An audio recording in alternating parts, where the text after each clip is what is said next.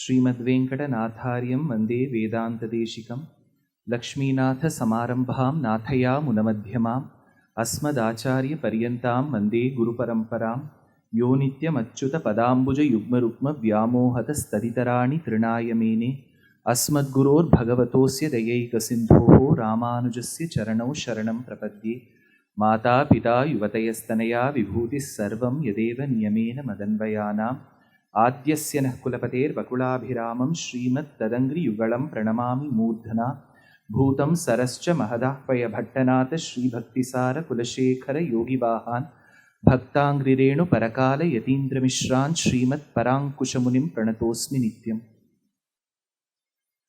कूजन्तं राम रामेति मधुरं मधुराक्षरम् आरुह्य कविताशाखां वन्दे वाल्मीकिकोकिलं वाल्मीकिर्मुनिसिंहस्य कवितावनचारिणः शृण्वन् रामकथानादं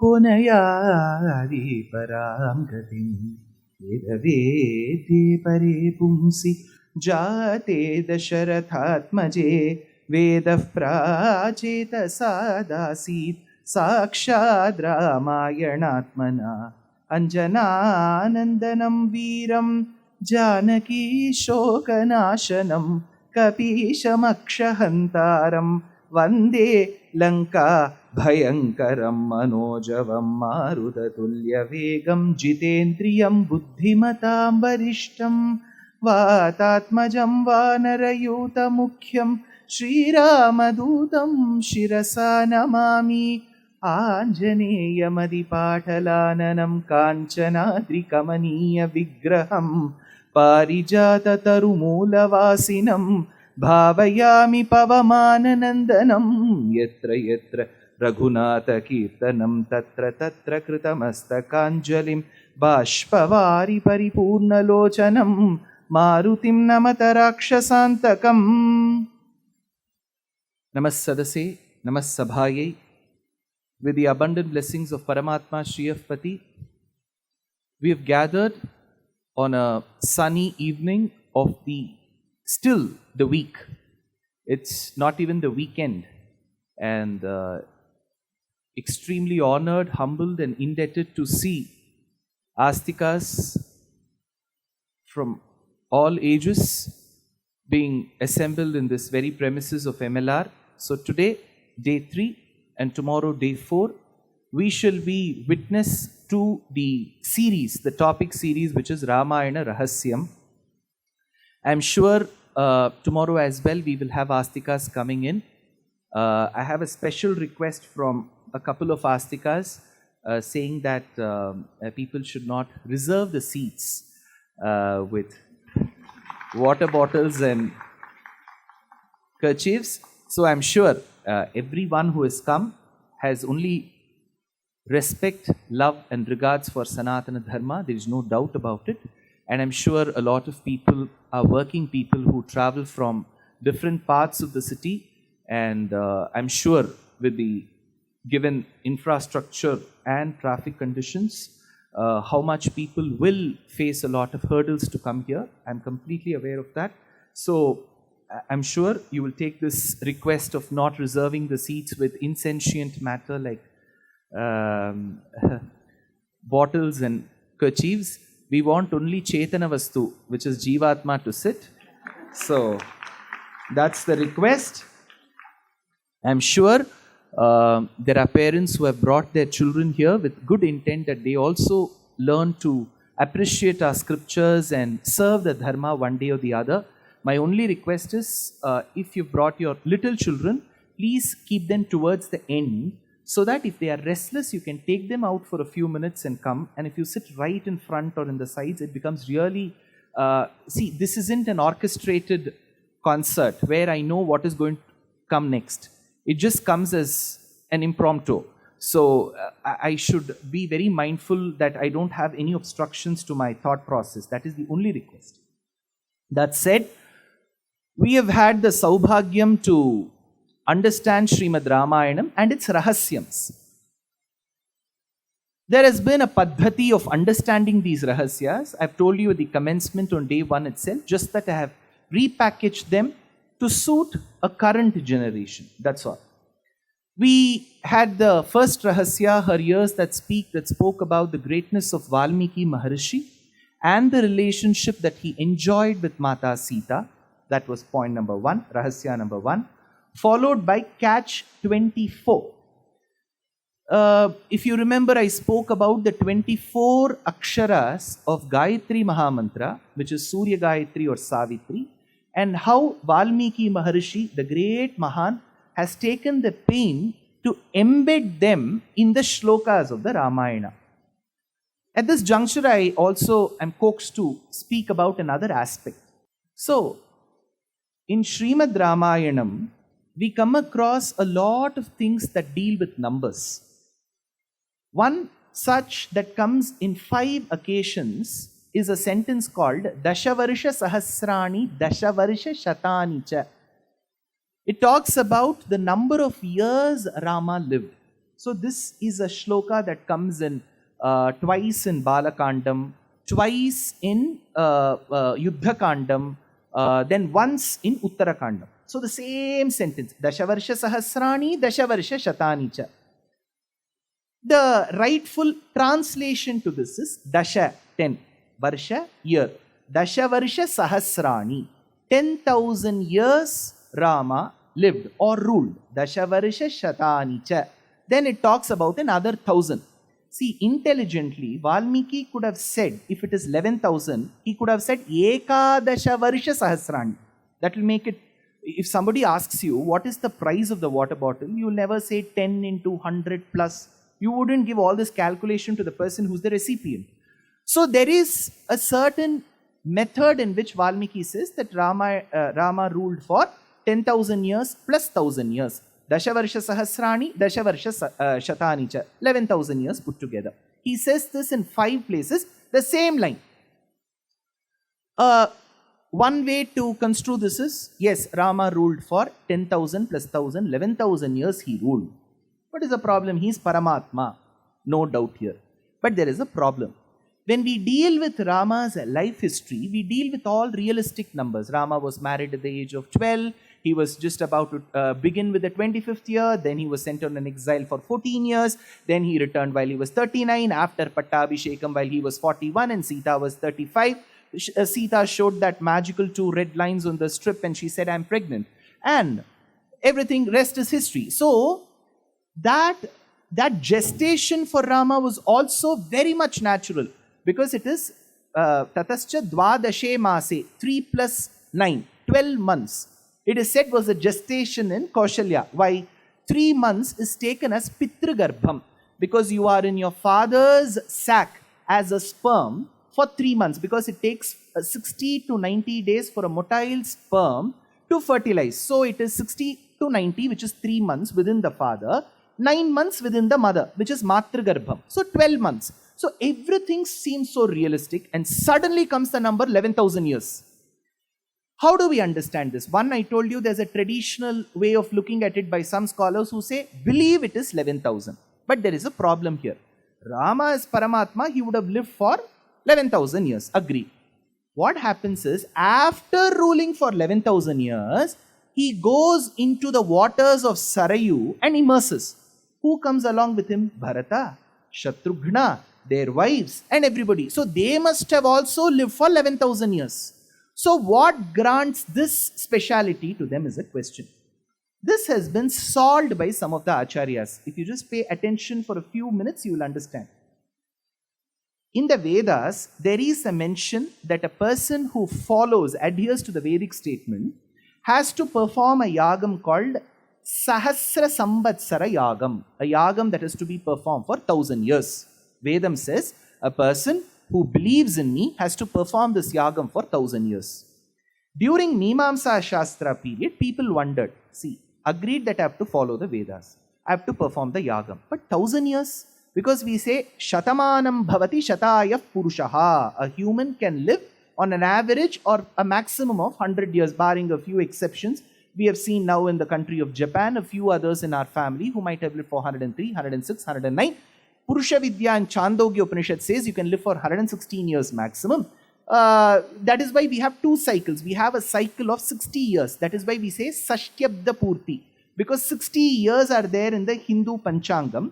You complete that 60. Shastram says if you live a very yogic life and if your Purva Janma Karma supports it, you can celebrate two Sashtyabda Purtis in your life. 60 and 120. So Bhagavad Ramanuja lived for 120. We have some examples of 123. We have some examples of 125. All said and done, there is a plus and minus of 25 or minus 25.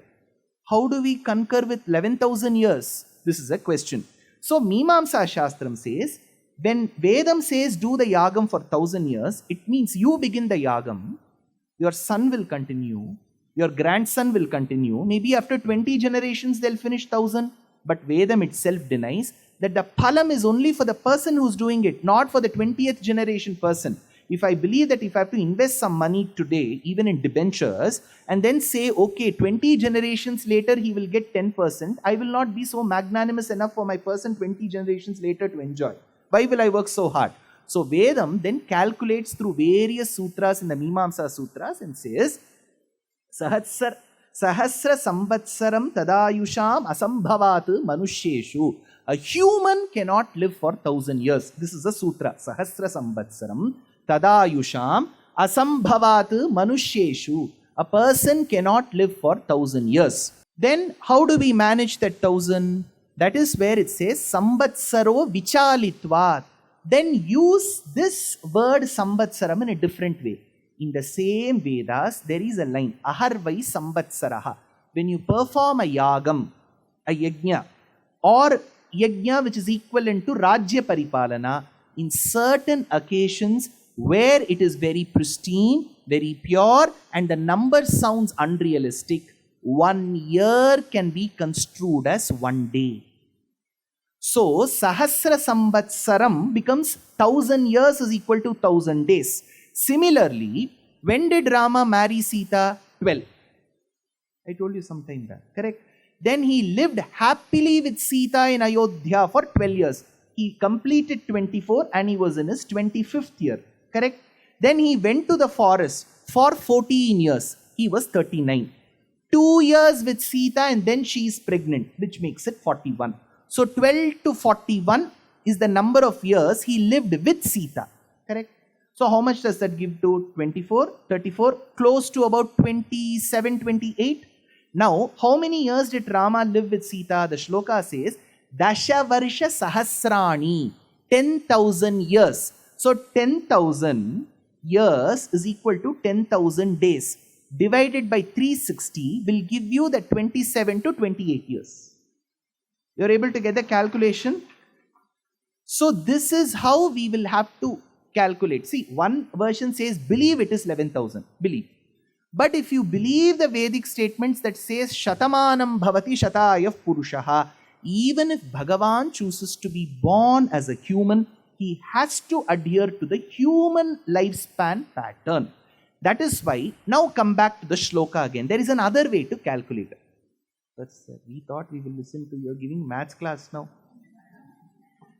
See, we have been a civilization that has relied on mathematics so much.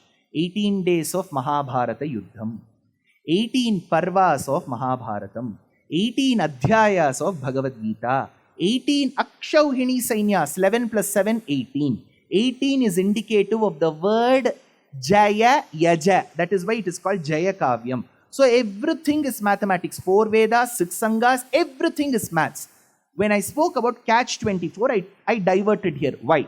Because at the commencement of the Ramayanam, Valmiki says, this Ramayanam that I have composed is Shata Koti Pravistaram. Shata is 100, Koti is Koti. Pravistaram, it is long like Shata Koti Pravistaram, which means there are so many crores of shlokas. Immediately, this is the line that is given. If we construe it the right way, then what we will say, there are Koti shlokas. Then there is a version that 33 lakhs was given to Devas. 33 lakh shlokas was given to Asuras. 33 lakh was given to humans. What was left was 1 lakh, correct? Because you need 33 plus 33 plus 33. It is a non-terminating decimal. Then you will have 1 lakh left. Then you will have to divide it. There is another way of calculating. Units place, tens place, hundreds place, thousands place we calculate, right? Shata is 100. So 1, 10, 100. So Shata is 3. Koti is 8. 3 into 8, 24. So again he comes back to the same 24,000 shlokas, but he gives you a different calculation. So the second rahasya is catch 24. Third, we dealt with the invincible triad A, U, Ma in Pranava that is seen in Vibhavavatara and Archavatara that settled for an islet. Third rahasya.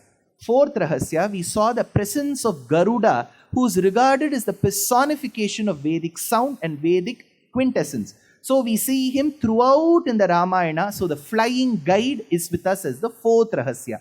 Fifth, the entire retinue, it was just not Bhagavan, Yeshanarayana Shriman Kshirarnava Niketanaha.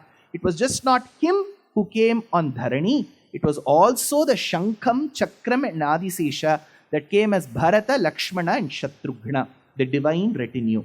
The sixth rahasya was the presence of Mahadeva, Rudramurti, along with Kartikeya, their importance being narrated at various junctures in the Ramayana. So stay bullish was the sixth rahasya.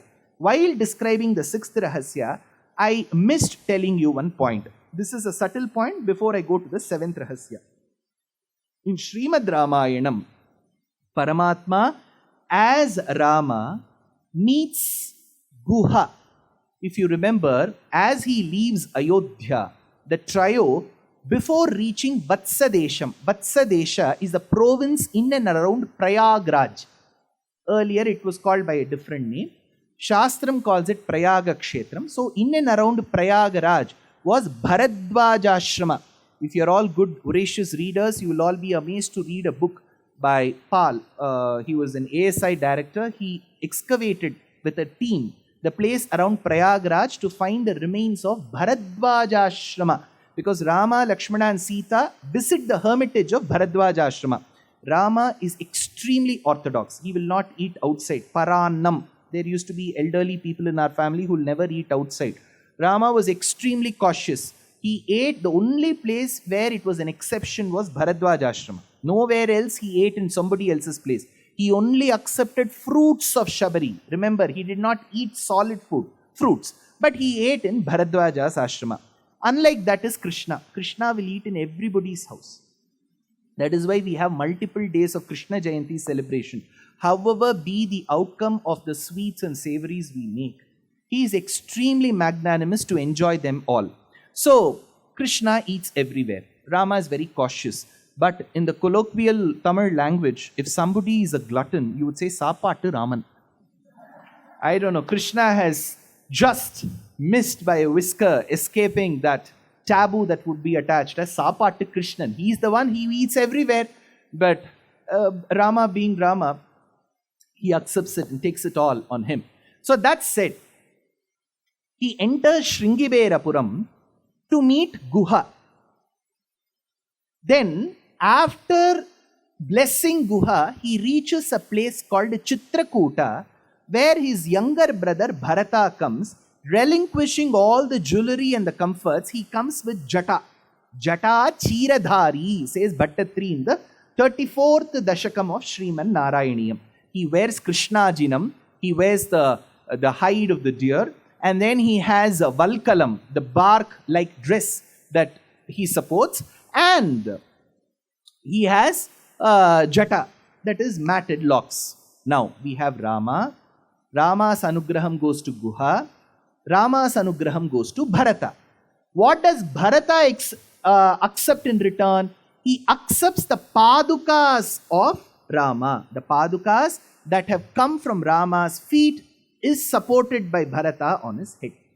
Now let's come to Paramatma Swarupam. Paramatma Narayana Swarupam. From his legs, left foot, came Ganga, says Vishnu Puranam, Srimad Bhagavatam and Devi Bhagavatam. Those waters that emerged from Narayana were accepted by Mahadeva on his matted locks. Who is Shiva with matted locks? What came from Narayana's feet? Ganga. Ganga from Narayana's feet was accepted by Shiva with matted locks. Rama His feet gave rise to padukas which were accepted by Bharata. Bharata too had jata, like how Shiva has jata. Shiva has Ganga coming, Bharata has padukas coming. Ganga comes from Narayana's foot, whereas here padukas come from Rama's feet. One.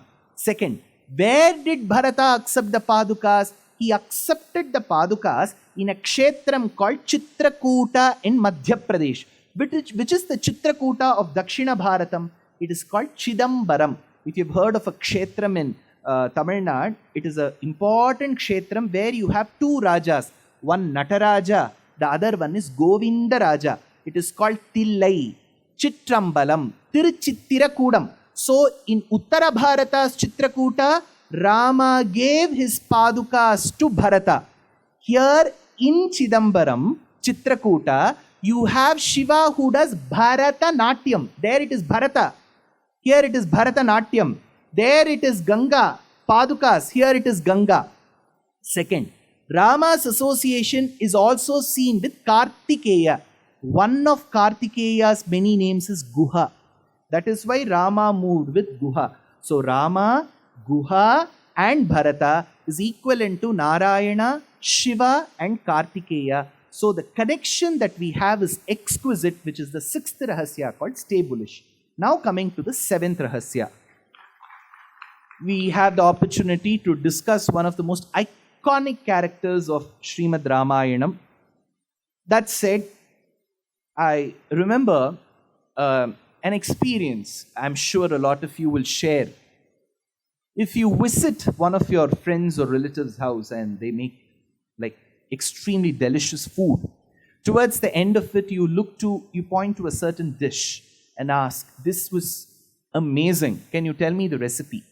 And they take all the pain to tell you the recipe. You go back home and you cook the same way they told you.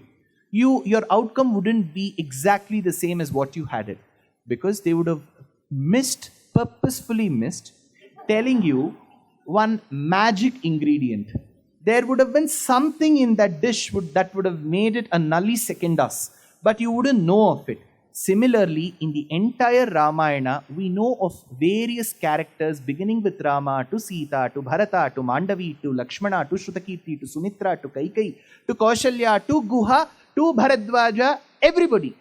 But if there is that magic ingredient who makes Ramayana as brilliant and as resplendent as it is ever, it is Hanuman. So Hanuman is that magic ingredient. I've often told this. In and around the same topic, I had the opportunity to discuss Hanuman Chalisa 3-4 months back in a temple premises here. And some parts of it may be repeated in this lecture. One. Second thing is, in the entire Ramayana, it is so beautiful to understand how he has even partitioned it. In Six Sigma, we call it bucketing. So how did we even bucket it? The first rahasya, the first kandam is called Balakandam, that talks about the circumstances that led to the birth of Rama and his brothers, and how they enjoyed their boyhood, and how they ended up meeting Sita and her sisters, and how did the marriage take place. After the marriage, they lived in Ayodhya for 12 years happily. So from 0 to 24 years of age, 24 years of their lifetime is found in Balakandam, which is 2500 plus verses. What happened in the beginning of the 25th month? Dasharatha planning to coronate Rama, Manthara coming and brainwashing Kaikeyi, Kaikeyi seeking 2 boons of Dasharatha, Dasharatha swooning, thereby granting, Rama coming and escorting Sita and Lakshmana to the forest, then visiting the ashramam of Bharadwaja, going to Chitrakuta, having blessed Guha. In Shringiberapura, Bharata, understanding that his father is no more, performs the Antyeshti and then comes to Chitrakuta to accept the Padukas of Rama. All this happened in 1 month. And for this, we have Ayodhya Kandam of 5000 plus verses. 24 years, 2500 plus verses. 1 month, 5000 plus verses.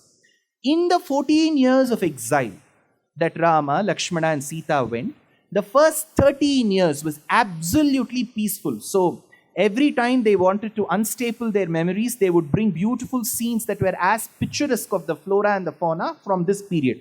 So Rama, Lakshmana and Sita happily living, going to the ashramam of Atri Anasuya, Sharabhanga, Sutikshna, Agastya, all this between Uttar Pradesh, lower part of Uttar Pradesh, entire Madhya Pradesh, and coming to the top part of western Maharashtra.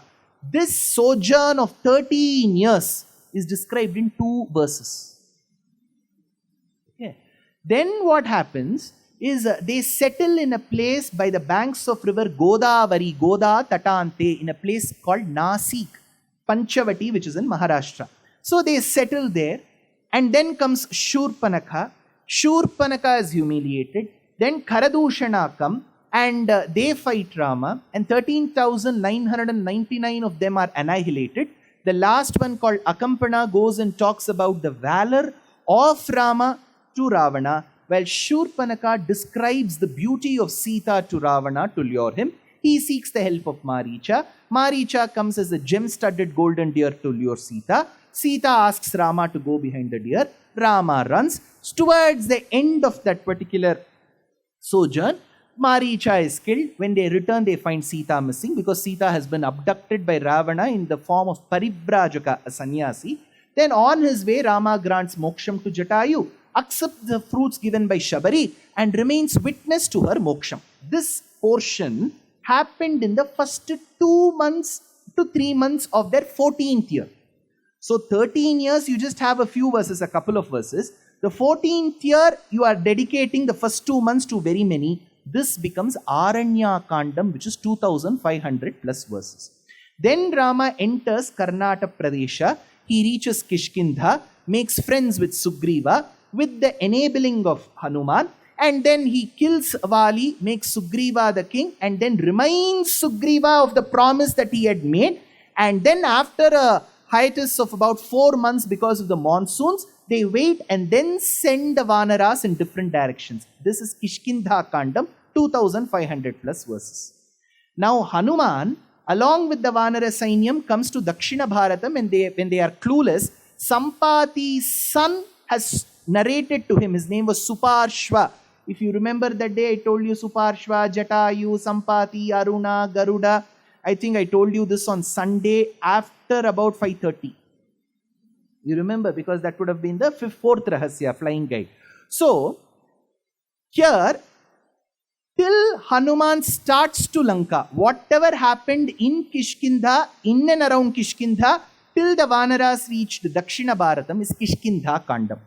Hanuman starts in the late evening, reaches Lanka, spots Sita, talks to her, gives her the ring, accepts the Chudamani, byproduct burns Lanka, comes back to Bharatam, takes them to Madhuvanam, then finally lands in the Kishkindha Pradesham to inform Rama that he has spotted Sita.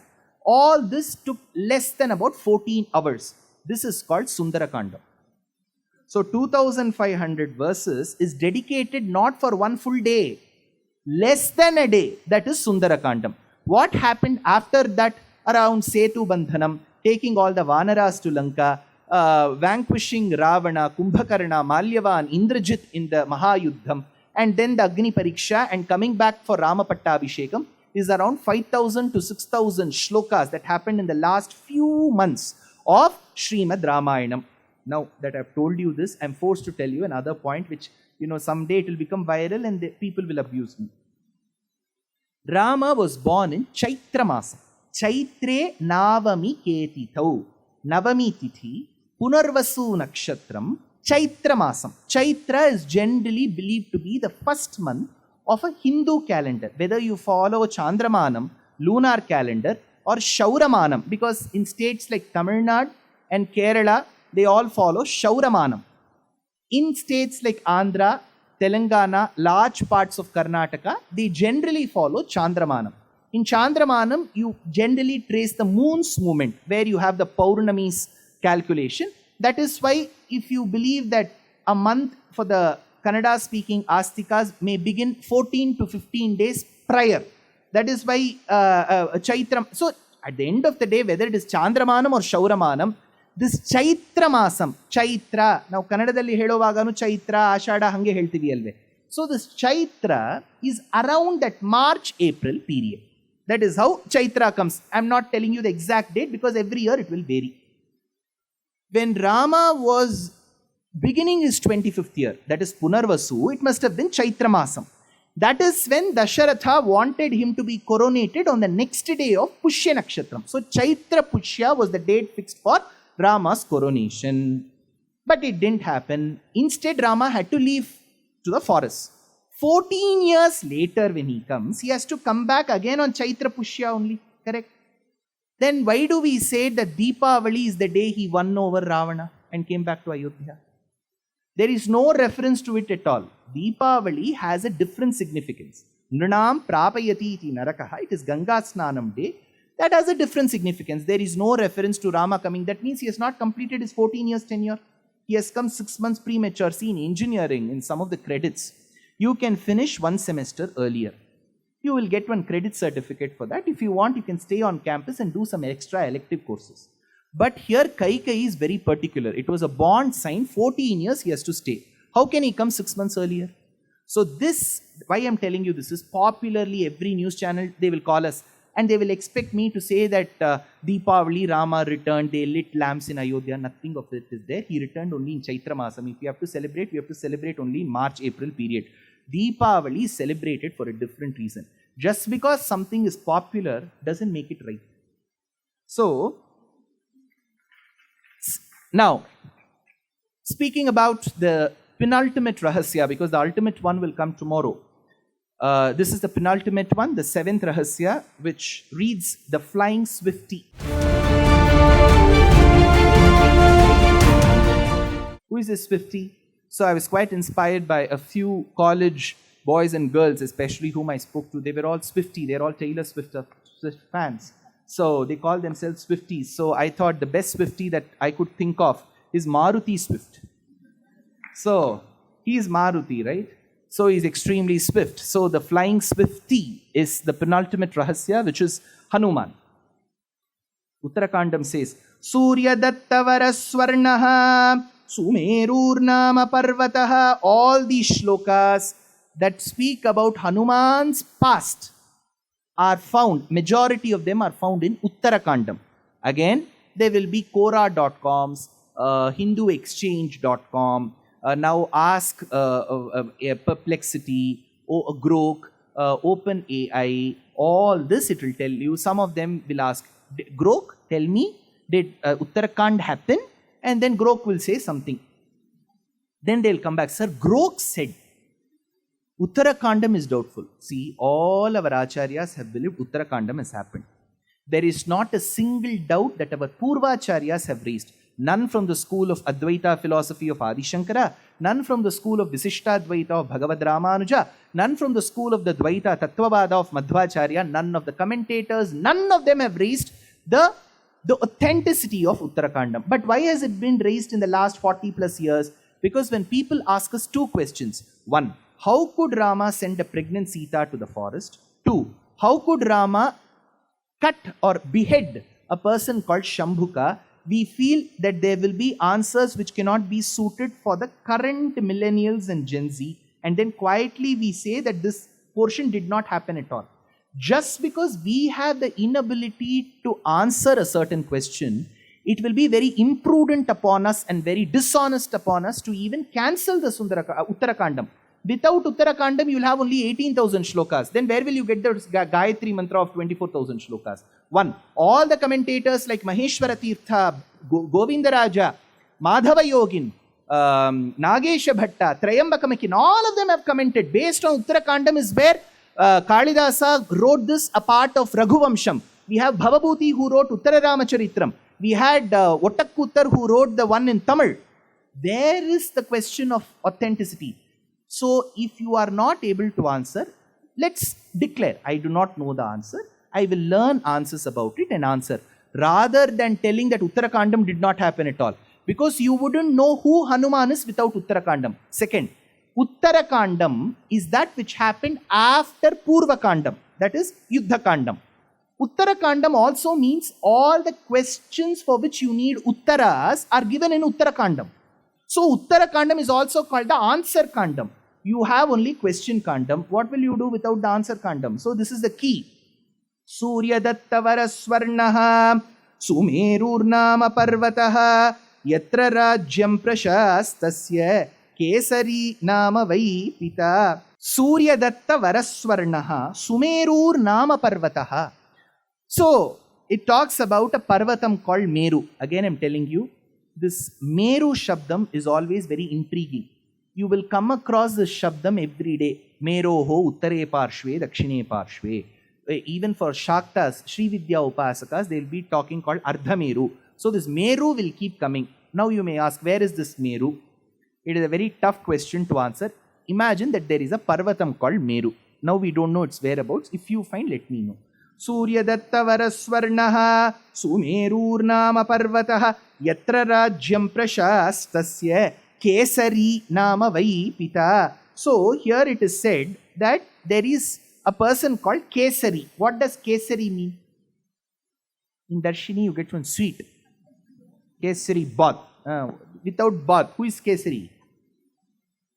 What does Kesari mean? Saffron. वो केसर होता है. Kesar. Lion. Very good. So Kesari means lion. So they talk about whose father is Kesari. Hanumanta's father. See, the youngsters are full of answers. Hanumanta's father is Kesari.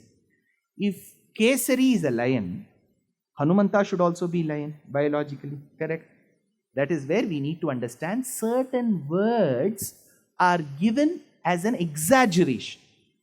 Amongst the Vanaras, he was the lion-like person, Kesari. Because there have been some Brihaspatis in the British Empire. They will translate exactly like it. Lion. Anjana Devi married a lion. So this is where we need to understand those words that have to be construed directly. When Rukmini writes a love letter, Shrutva Gunan Bhuvana Sundara Shrinvatante Nirvishya Karna Vivaraihi Haratongatapam Rupam Drishyam Drishimatam Akhilartalabham Tvai Achyuta Avishati Chittam Apatrapam Me Katva Mukunda Mahati Kulashila Rupa Vidyavayodravina Bhiratmatulyam Dhirapatim Kulavati Navrinita Kanya Kale Nrisimha Nararoka Manobhiramam. Hey Krishna, the one who is seated in Dwaraka, the one who is an embodiment of blemishless beauty, the one whose gunas have been hearing and have fallen in love. I am a shameless person. She says, Apatrapam me. It is the man who has to call the woman to the riverbank, bring about 40-50 violinists, go on the knee and give a solitaire. I am a shameless person. I don't mind declaring my love to you. Apatrapam, me apatrapam. Apatrapam means shameless. Me apatrapam. It is okay if I'm being branded shameless. I have fallen in love with you, Krishna. But my parents have got me engaged to some person who's akin to a stray dog. Now, dog lovers, don't come and fight with me. Dogs are great. Now they will write one full mail. How can you speak bad about? They will write. Then they will CC Menaka Gandhi. Dogs are great, they are all great Bhairavas, extremely good. But now she calls him. If you have any objection to Rukmini saying this, whenever you go to Vaikuntham, meet there, at least the cases will move forward very fast there. Now, Apatrapam me, that time she says, Kalen Nrisimha Naraloka Manobhiramam. Kalen Nrisimha. Now you may be wondering, is she writing a letter to Krishna? Or Nrisimha? No. Kale Nrisimha. The one who is the Simha amongst Naras. Oh, the one who is akin to the lion amongst the Naras. Please come and marry me. So here Kesari is to be treated like that. Tasya bharya babuveshta yanjaneti parishruta janaya masa tasyam vai vayur atmajamuttamam.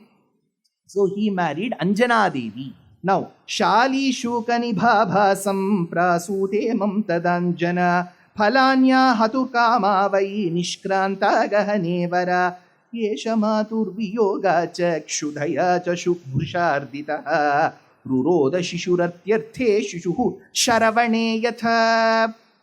So this boy who was born to Anjana Devi and Kesari was born as a result of Vayu Amsham. Puranas also suggest that he had Rudramsham in him, Mahadeva's Amsham in him. Whether he was a combination of Vayu's Shakti and Rudramurti, Mahadeva's Shakti, this boy was born. Now comes a question. What was his name? I told you in that session itself, it could have not been technically Hanuman. K. Hanuman came much later. Because Hanu is Vamo Hanurabhajyata, left hand side jaw. This is called Hanu. Since Tadayet, because he got struck here, there was a damage here. Later, the one who has got a damaged left jaw is called Hanuman. So he was not born with a damaged left jaw. What was his original name? This is where we have various people who say various things. Nagesha Bhatta in his commentary Tilaka states one thing. Sundare Sundari Sita, Sundare Sundari Katha, Sundare Sundari Lanka, Sundare Kimna Sundaram, Sundare Sundari Sita, Akshata Marute Mukhat, Shrutva Krishtaha Tathaivastu, Saramaha Satatam Hridi. This commentator says, Sundare Sundari Sita. Why is it so beautiful? Because Sita is Sundari. Swati Tirunal, a great Vagayakara, of course, a king in the state of Kerala, says, Varinita Vasute Vitara Kushalamayi Dehita Vakaseva Mohana Dhame Rame Pahi Jaga Janani Pahi Mam Karunaya Pankhe. There is one Stabakam, a chapter dedicated to describing Mahalakshmi's beauty. It is called Saundarya Stabakam, composed by a blind poet called Venkatadhwari Kavi 550 years back. He writes in Lakshmi Sahasram the beauty of Mahalakshmi head to toe as per Shringara Shastram. So Mahalakshmi is Sita, because Vishnu Puranam says Raghavatve Abhavat Sita. During Ramavataram, Mahalakshmi was born as Sita. So Sita is beautiful. So Sundari Sita. So Sita is beautiful. Sundari Sita. Whom did she marry? Sundara Rama, Sundara Dasharatha. Rama. Extremely handsome. We described his complexion itself for about 22 minutes on day 1, if you remember. Vayyon Volitanneni Birijodil Maraya. Poyo Yenumidaya, Nudumilaya, Nudumpona, Nadamayo, Maragadamo, Marimugilo, Marikadalo. Kamban is described. So extremely handsome. So Sundara Rama has married Sundari Sita. Where is Sundari Sita housed? In Lanka. How is Lanka? Sundara Lanka. Lanka is so beautiful. Incredible Lanka. The tourism sends one. They say, come, visit. It is so beautiful. So Lanka is beautiful. The one who is in Lanka, Sita, is beautiful. She is married to Sundara Rama. Now he sends the message through in a Sundara fashion. See, what if Rama has sent a message? Hanuman is carrying the message. Hanuman meets Sita. Sita is extremely anxious. Hanuman, yes, tell me what Rama wishes to say. Sita, I know destiny has brought us together. And life has taken a detour for us. We never wished this separation, and yes, yet we got it. Wherever you are, stay happy. If this had been Rama's message, it would have not been beautiful. He says, I will come. So the message also has to be beautiful. Sundara Rama sends a Sundara message, Sandesham, to Sundari Sita, housed in Sundara Lanka, through Hanuman, who must have been called during his birth by his parents as Sundara. So Hanuman's original name must have been Sundar, K. Sundar. Kesari son, right? Apsara Apsarasam Sreshtha Vikhyata Punjikasthala Anjana iti Parikhyata Patni Kesarino Harehe. It is believed that in her previous Janma, this Anjana was an Apsara Stri called Punjikasthala. This Punjika Sthala was reborn as Anjana, who married Kesari, received a son who was extremely powerful, had the inbuilt power of Vayu, the Amsham of Rudra, hence called Sundara. Now, this boy who had the Amsham of Vayu in him had the ability to give larger leaps, more leaps than an average Vanara. Every time I have to be cautious in saying it is a Vanara and not monkey. Why? Because we do not know if the Vanaras who have been mentioned in the Ramayana are the monkeys that we see today. They could have been of a different species. They could have belonged to a family, but different species, those species which were slightly very close to the human habits and qualities, must have gotten extinct over a period of time. Because our understanding of Vanaras that we see in apartment complexes in Bannerghatta doesn't speak in Sanskritam. Whereas Hanuman was a Navavyakarana Pandita. He was adept in 9 forms of grammar. So we are not talking about any regular animal that we often see in documentaries in zoos. This was highly intellectual, probably at par with human race. So we need to understand who these Vanaras are between 720 and 731 today. I'll be discussing. Before that, Hanuman, with the ability to leap, one day his mother was feeding him curd rice. So that is when she said the best combination for curd rice, which were just past that season, mangoes. Right? When you get a naturally ripened mango, which has an inbuilt, innate sweetness, at times when people relish one mango, they can't stop with one. Immaterial of how the HbA1c would turn 3 months later, they will say, let's enjoy the moment. At least even if I die, people will say the person died eating mangoes. So that will be the cause of my death. So people relish mangoes of all qualities, of all varieties. So Hanuman supposedly wanted a mango, and fruits in those days being seasonal, so couldn't be spotted. And the mother said, I am unable to spot a good mango for you to be relished along with the very well mashed, tasty, delicious curd rice. And this boy saw the rising sun. The rising sun has Aruna. Aruna means red. So if you find certain varieties, Sindhura, have you heard of it? It will have that redness. Sindhuraruna Vigraham Trinayanam. That is the Mangala Shloka. That is why it was also called Sindur, operation.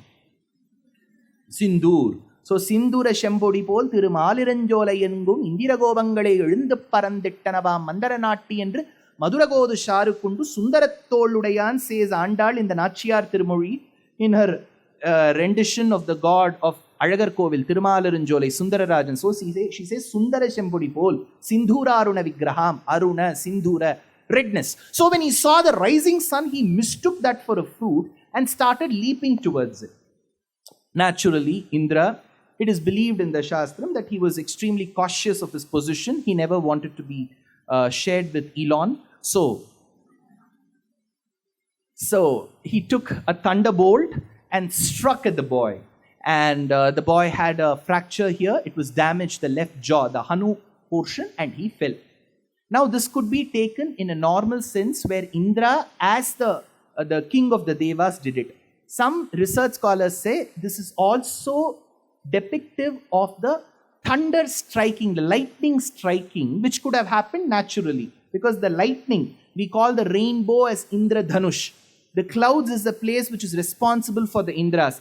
And the lightning that strikes is akin to his Ayudham. So the boy must have been struck and he fell. The mother couldn't withstand. So did the innate father called Vayu. So Vayu, oxygen that we all survive on, comprises 20.02% in air. He brought that down to 19%. People started panting for breath. Brahma et al. Requested Vayu to put his anger down and restore normalcy.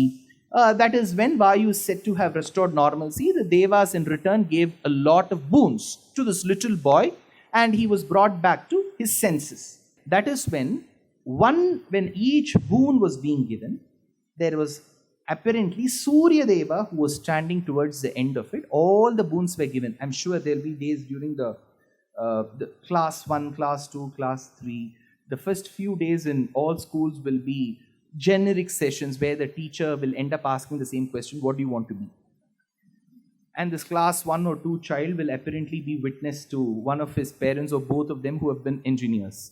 So the child will also end up saying that I'll become an engineer with absolutely no idea of what is in store for him or her.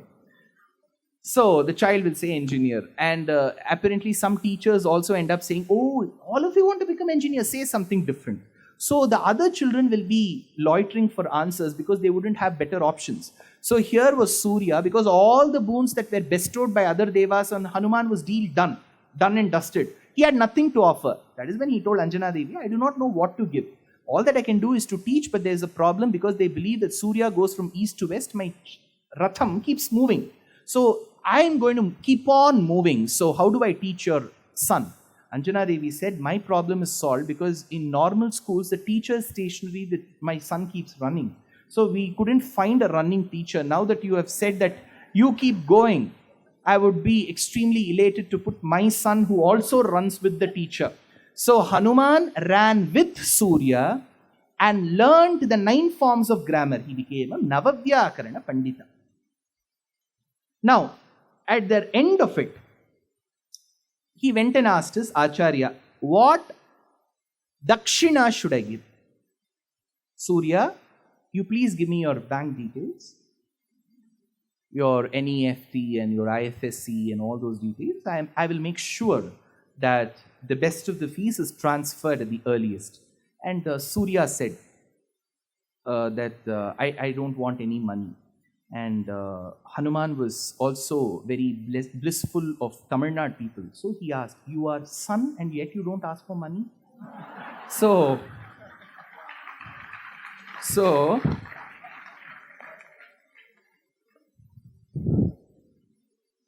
Hanuman understood. So Hanuman said, fine, tell me, is there a better way that I can offer my services to my Acharya? That is when Surya said, my Amsham has taken birth as Sugriva. Sugriva is my Amsham. You be his strategic advisor. You be his good, well-learned minister, though it's an oxymoron. Learned and ministership don't go together in the same line. Still, you can be a learned minister and advise him on critical issues. So Hanuman took this up. Now, Hanuman was bestowed with so many boons. Ramayanam clearly suggests that the rishis who took cognizance of Hanuman's powers also noted that he was misusing. When I say misusing, he was being extremely hyperactive to the level of getting intolerant with the rishis. That is when they said, we hereby curse. Until and unless somebody points to your true powers, you will not know that these powers are vested in you. This was the shapa. In a way, Hanuman needed some people around him to keep reminding him. This is where we need to do a very critical analysis of the Ramayana. So we see Ramayana from the point of view of an itihasa. Correct. We have to see it from a critical point of view. In the 1930s, there was a very learned scholar, both in the Shastras as well as in the English language. He was called Right Honorable V.S. Srinivasa Shastri, who delivered a set of about 50 to 60 lectures in the premises of the Madras Sanskrit College in 1930s. So people in the British land used to travel in the ship to come to Tamil Nadu to get their doubts in the English language cleared from this person who was born and raised in Kumbhakonam. So he was called the silver-tongued man of the British Empire.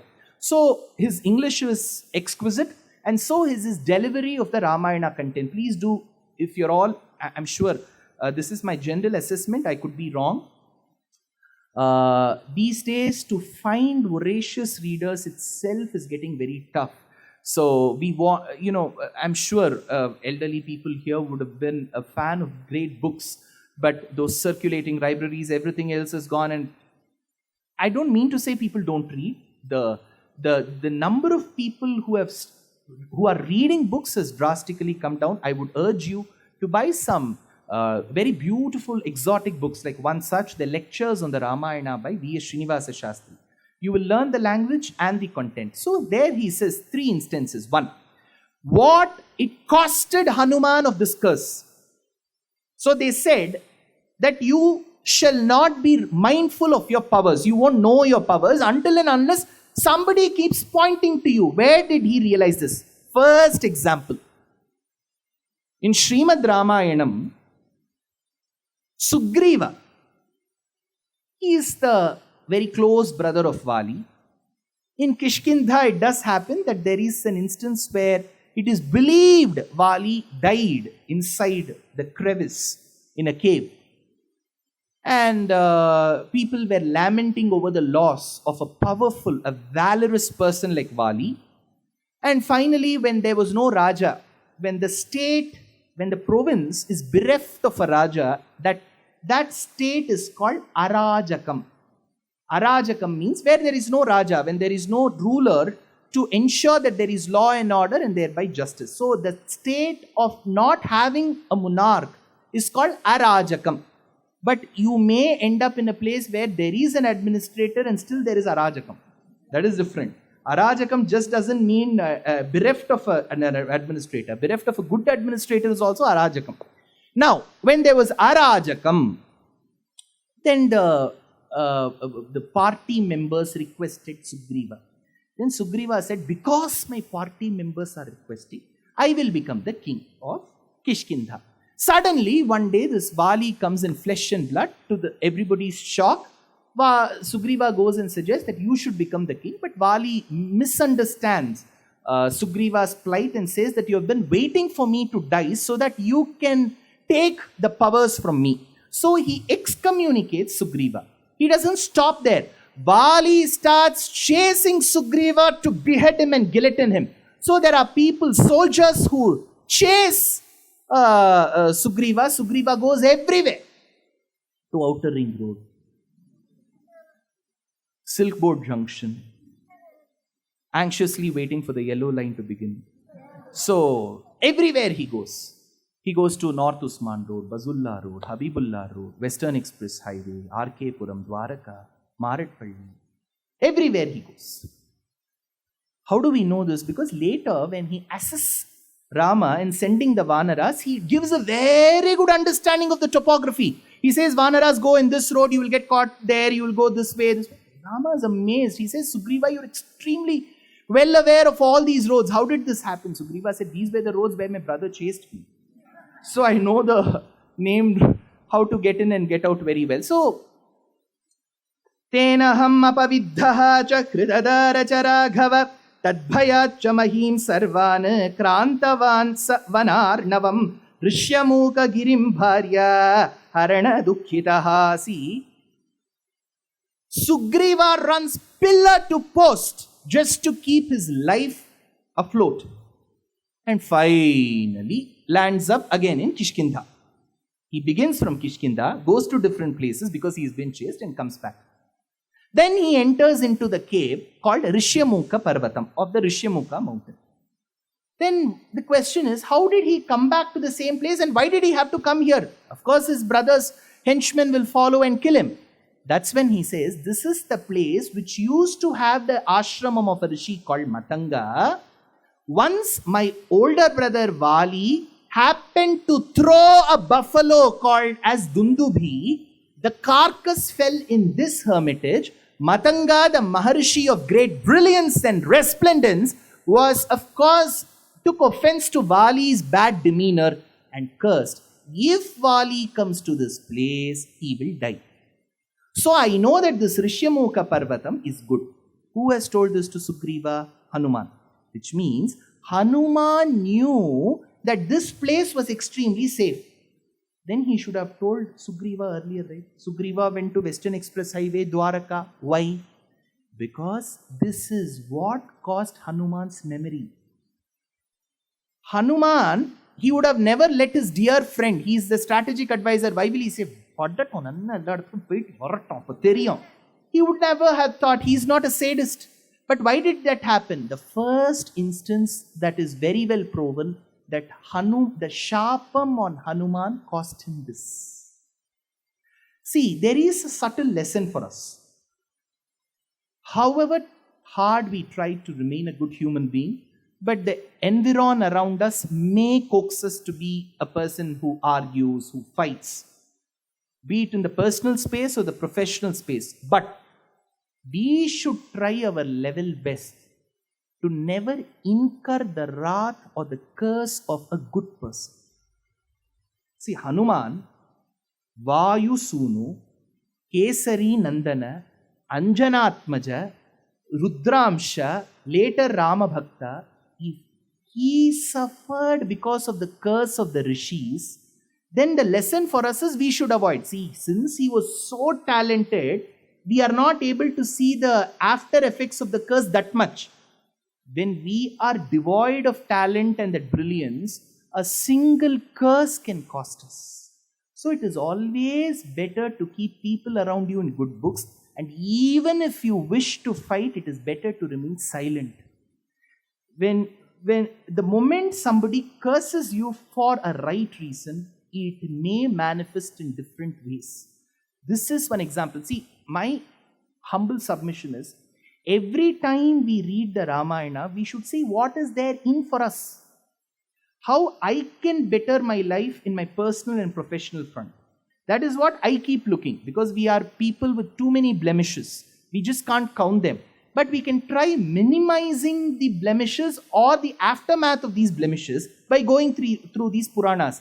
See, there is a traditional way of telling, Hanumanta, aa reetiyalli hogta idda. That's a traditional way. I agree. I respect that. But that is a story narration. What is in for me? How is the Ramayana relatable in 2025? This. See, even when we come on the road, what should we pray? Not that we drive carefully. The person before us and opposite us should drive carefully. Correct.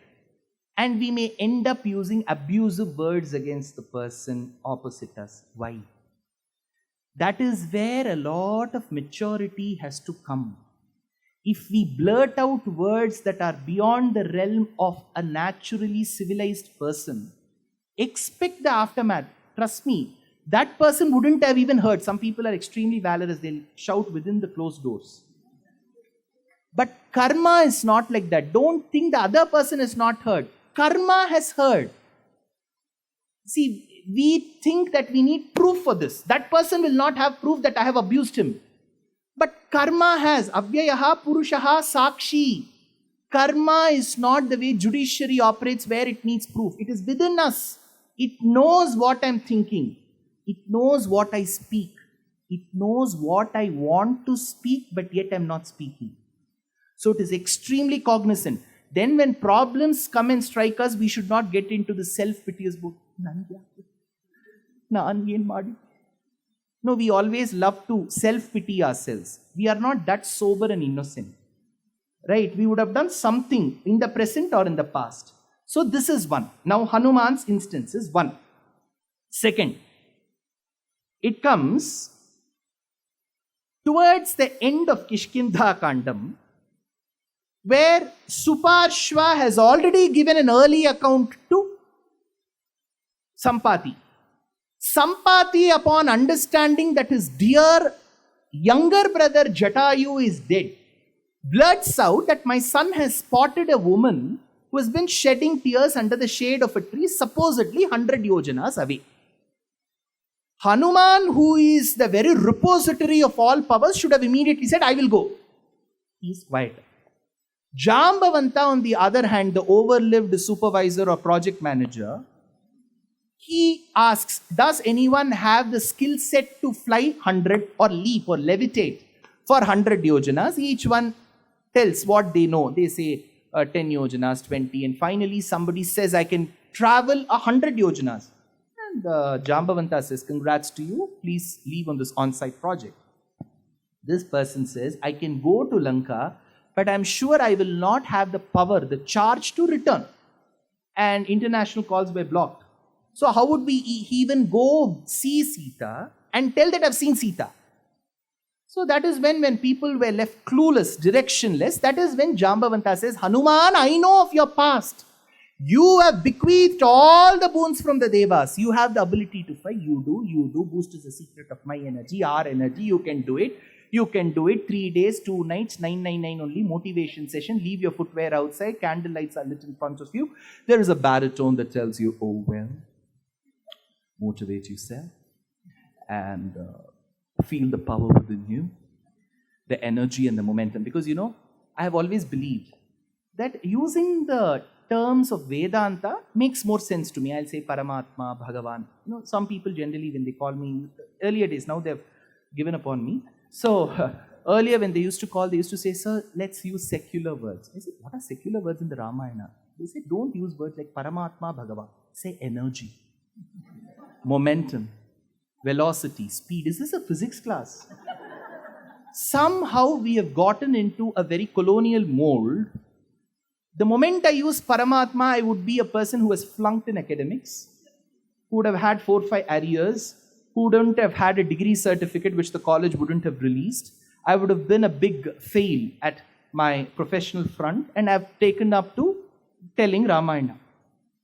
This is the general belief, because the moment I say Paramatma, sir, don't use energy, momentum. What will I do with energy and momentum? So now, boost is the secret of my energy, our energy. And so people had to motivate. See, Sandedisha atimatiman neelam nityakruta udyamam dikshu sarvasu sarvesham sainyanam upasangrahe. That is when they had to keep on motivating Hanuman. And when Jambavanta pointed, Bahusho himaya drishtaha sagare samahabalaha Bhujagan uddharan pakshi mahavego mahayashaha pakshayo yad balam tasya tavad bhuja balam tava vikramacha apivegaha chanate tena apahiyate. Another objection that people used to have earlier, don't recite shlokas, sir. Just keep on telling the story. See, whether these shlokas in Sanskritam are directly understandable to us or not, because of our own deficiency, we might have not taken efforts to learn the language. But it is our prachina paddhati that the phalam for the shlokas comes only upon recitation. So I believe in that, what my acharyas have said. So I keep on quoting these shlokas. So I cannot just go on in an English motivational speak, walk left to right with a... It doesn't work that way. In the Vyasa Pitham, we quote the shlokas. Muktamani. Now, so this is the second instance. First instance, when he knew of the Rishyamukha Parvatam, because of the curse that was pronounced upon him by the Maharishis, it had manifested that he couldn't recommend Sugriva immediately. He had the powers to levitate, yet he needed a Jambavanta to do it. Third, sir, you seem to be pointing the mistakes. Why? Despite some of the blemishes that are openly visible in the Ramayana, Hanuman was able to course correct and be the hero. We too have a certain element of Hanuman in us. We can course correct and be better achievers. So when I speak of Hanuman, it is to remind the dormant one in us to get ignited. Third, mistaken identity. What is this mistaken identity? Hanuman has left Bharatadesham. Technically, when Hanuman has left Bharatadesham and Rama has sent him on a mission, ideally it will be proper on Rama to give the whereabouts of Sita and describe her in detail. Hanuman has passed out of a boys only school. No co-ed. None of his Instagram friends are also women. The 3 women whom he has had acquaintances in the past has been, one, his biological mother Anjana Devi, second, Vali Patni Tara, third, Sugriva Patni Ruma. All 3 of them were Vanara Stris. So he has not seen a Nara Stri in his life. He has never moved with a Narajati Stris in his life at school. He is going in search of a Narajati Stri to a foreign land. See, it is not a known land. First of all, before he could even venture, Anjana Devi made a declaration. Nammaga foreign on-set project ella kodtare avunge. So he's leaving. Now, Hanuman has absolutely no idea which side Lanka is. What is the topography of Lanka, the map of Lanka, where he has to go in search of Sita? He has no idea. He hasn't seen Sita. So unknown land, unknown woman.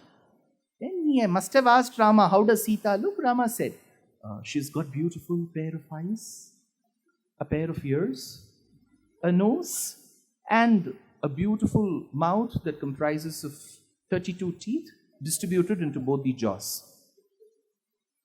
That could apply to any other woman. So Sita has kept her profile locked. FB profile is locked. He can't see the picture. So imagine Hanuman's state.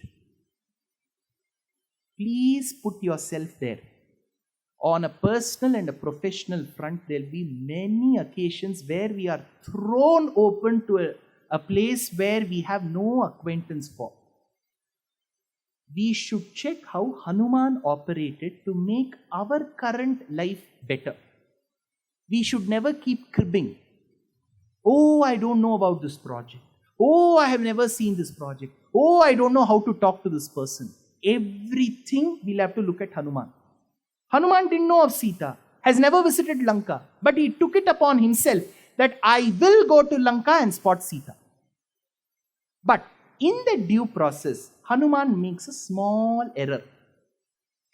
He goes place after place in the middle of the night. Remember, that is another disadvantage. He is not searching during broad daylight. It is night. He goes into the suite where Ravana is reclining. Next to Ravana, he spots a beautiful woman. He thinks this is Sita. See, another mistake, mistaken identity.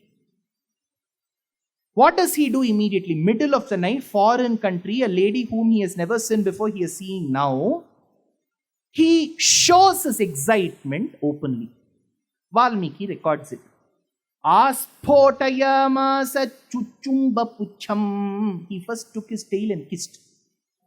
Aspotayamasa chuchumba pucham. Then, without creating any jingles from the anklets and the bells that were attached to him, he walked left to right. Aspotayamasa chuchumba pucham. Nananda chikrida jagau jagama. Then he saw tall pillars. Stambanaroham. He went up.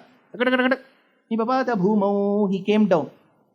Valmiki says, Hanuman, I have introduced you as the repository of all quintessential knowledge. What will my MLR audience think of you? You are jumping, you are kissing your tail. Nidarshayam swam prakritim kapinam. At the end of the day, Hanuman, you too showed the nature of a Vanara. Nidarshayam swam prakritim kapinam. Why did Hanuman do this? Because Hanuman thought, I see a lady who's different from this man. He knew this was the man. Next to that is a lady. Then he understands. This man who has been sleeping, these are all shlokas recorded in the Sundarakandam. Please go to your house, fact check me. Go take the Sundarakandam and check. You know what Hanuman, how he decides this is Ravana? How will he know he is Ravana? 10 heads, sir. 10 heads, sir. Now I told this one place. 10 heads were there. Now one child asked, Sir, where will be the place for Mandodari to sleep? ಇದು king size bed ಅಂತ ಹೇಳಿದ್ರೆ ಇವರೇ full ಈ ಕಡೆ ಒಂದು 5 ತಲೆ ಆ ಕಡೆ ಒಂದು 5 ತಲೆ ಏನ್ ಸರ್ ಕೆಳಗಡೆ ಮಲ್ಕೋತಾಳ ಇವಳು. There is a technical problem here. There is another description in the Ramayana. It says Dashagrivam, 10 necks. Not only 10 heads, 10 necks. In Kerala, there is one deepam where you will see multiple hands going in that deepam, like that. He looked like Hydra. Then one child asked me, how many years has he got? He said, 20. They said, no, the heads are welded. So 1 year will be towards that end. The other year will be towards this end. So that is when I thought I should find a better solution for this. This 2 years, 10 heads, 10 necks, 20 hands. Because the description is like that. Vimshat Bhujam Dashagrivam is the shloka in Aranyakand. How do we understand? There are two ways. One, Swami Vedanta Deshika in his allegorical play called as Sankalpa Suryodayam says, Darpodagra Dashendriyanana Manaha. The 10 heads are depictive of his uncontrolled 10 emotions. You would have had one head. See, Keluru, if they cook, the man or the woman, whoever cooks, multiple dishes. First you may wonder, did you cook all of these? Nimge Bhagavanta 2 kai kottidana, 20 kai kottidana ri. That doesn't mean they have 20 hands. It means they have the ability of the 20 hands in those 2 hands. So the thought process of Ravana, both positive and negative, must have been the combined effort of 10 heads put together. Illa sir, if you look at temple architecture, they show 10. See, in architecture, you have to rely on the description. There you cannot say Kama, Krodha, Lobha, Moha, Madamatsarya. How will you show this in sculpture? You cannot do that. So you have to show 10 heads. Essentially, he could have had one head that had the power or the cruel or the evil nature of 10 heads. One. There is another book. Again, I'm giving you a lot of work. There is a beautiful book, The Line of Lanka. It's by a Sri Lankan authoress. So what she suggests is when Ravana seized Kubera Pattinam, which was Lanka, Kubera was his half-brother. We say Vaishravan Raja Dhirajaya Prasahya Sahinehe Namo Vayam Vai Ishravanaya Kurma. Vaishravana means of Vishravas. Vishravas is the father of both Kubera, Ravana, Vibhishana and Kumbhakarna. But the mothers are different. So Kubera was a very sober person. He had deformities. Kubera, again, if I get into these topics, it is tough. In some houses, they will have Kubera Pratishtha. Kubera will be with one leg folded, the other leg extended. His wife will be there. Above the both of them will be Mahalakshmi giving 24-karat gold coins. That coins will come into a small plate. It will be overflowing. That Kubera Puja, you have seen that Kubera? He will be hale and healthy. But technically, as per Puranas, Kubera was specially able. He had lot of deformities.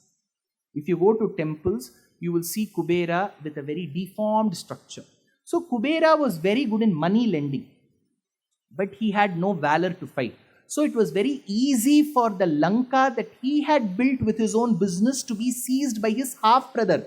That is Vishravas Muni, and Kaikashi's son was Ravana. So Ravana, when he seized Lanka, this authoress suggests from the local legend in Lanka that Lanka had 10 provinces. Each of these provinces was ruled by a vassal king. Ravana went behind every king of every province and won over them. Every time he won a king and a province, he would attach an artificial tab above his head. So when he had won over 10, he had 10 tabs above his head, which was depictive that he had won over 10. So essentially, it could have not been the real head. Now you may ask, what if he construes real head? Construe. I have no problem. Let him have 10 heads or 20 heads. But my problem is it has to logically fit into human body. See, Mahavishnu has 4 hands, Brahma has 4 heads, Mahadeva has Panchamukha, Shanmukha 6 heads. They were all Devatas. They don't have the human birth like us. Whenever you are born into a mother's garbham and then finally you say, when Krishna was born, he had 4 hands. He is Paramatma Swarupam. What Swarupam is Ravana? Normal Swarupam, ordinary. So this is where he was sleeping on the bed. Now, point number 1. So this is where I'm telling you that 10 heads would have not been there because he would have recognized this as Ravana. But how did he know this is Ravana? There is a shloka in the Sundarakandam. Look at it carefully. Hanuman says that there were scars on this man's chest. And those scars must have taken place because the tusks of Airavata must have pierced him. When he fought Indra, the tusks must have pierced him. Those scars were found. See, even we can find out the scars. But we won't have the ability to say what caused the scars. This is what is forensics. See, when you see a case, they will tell you that a 4-inch knife must have stabbed this person in his chest. So Hanuman's skill was so nuanced that he knew that the scar was caused by the tusks of Airavata. So if he had the audacity to fight Airavata and Indra, this must be Ravana. If the lady who is happily decked in all ornaments and sleeping next to him, it must be Ravana Patni Mandodari. It is not Mando. It's Mando. Manda Udari. It's Manda Udari, a slender waist. It's not Mandodari, it's Mandodari. So then he realizes, see, first mistake, he thought this is Sita. Then after understanding, he course corrects himself. So we too, when we make mistakes, it is natural. Probably we can course correct. What happens is, even if we point out that this is a mistake, certain people will have that ego. Neen yaar nange helodu? Ninge eshtu gottide? Neenenu doddu vyasacharya ನೀವು? ನಾವು ಹಿಂಗೆ ತಿಳ್ಕೋತೀವಿ. So this adamant nature to unlearn what we have learnt wrongly is never a way to course correct ourselves. Hanuman course corrected. He said, this Rama Patni Sita will not be happily sleeping next to this man. This must not be Sita. See, Hanuman commits a mistake and course corrects. Next, does Hanuman take drastic decisions? Yes. There are two vital people in the Ramayana who are in the verge of committing suicide. One is Sita, second is Hanuman. Two important characters. Prior to meeting Hanuman, Sita wants to hang herself from the branch of Simshupa tree. You read Sundarakanda. Sita said, yes. In Sanatana Dharma, is suicide allowed? No. Why? Because the Atma, which is imperishable, belongs to Paramatma, eternal nature. Body, that is perishable, sir, that also belongs to Paramatma.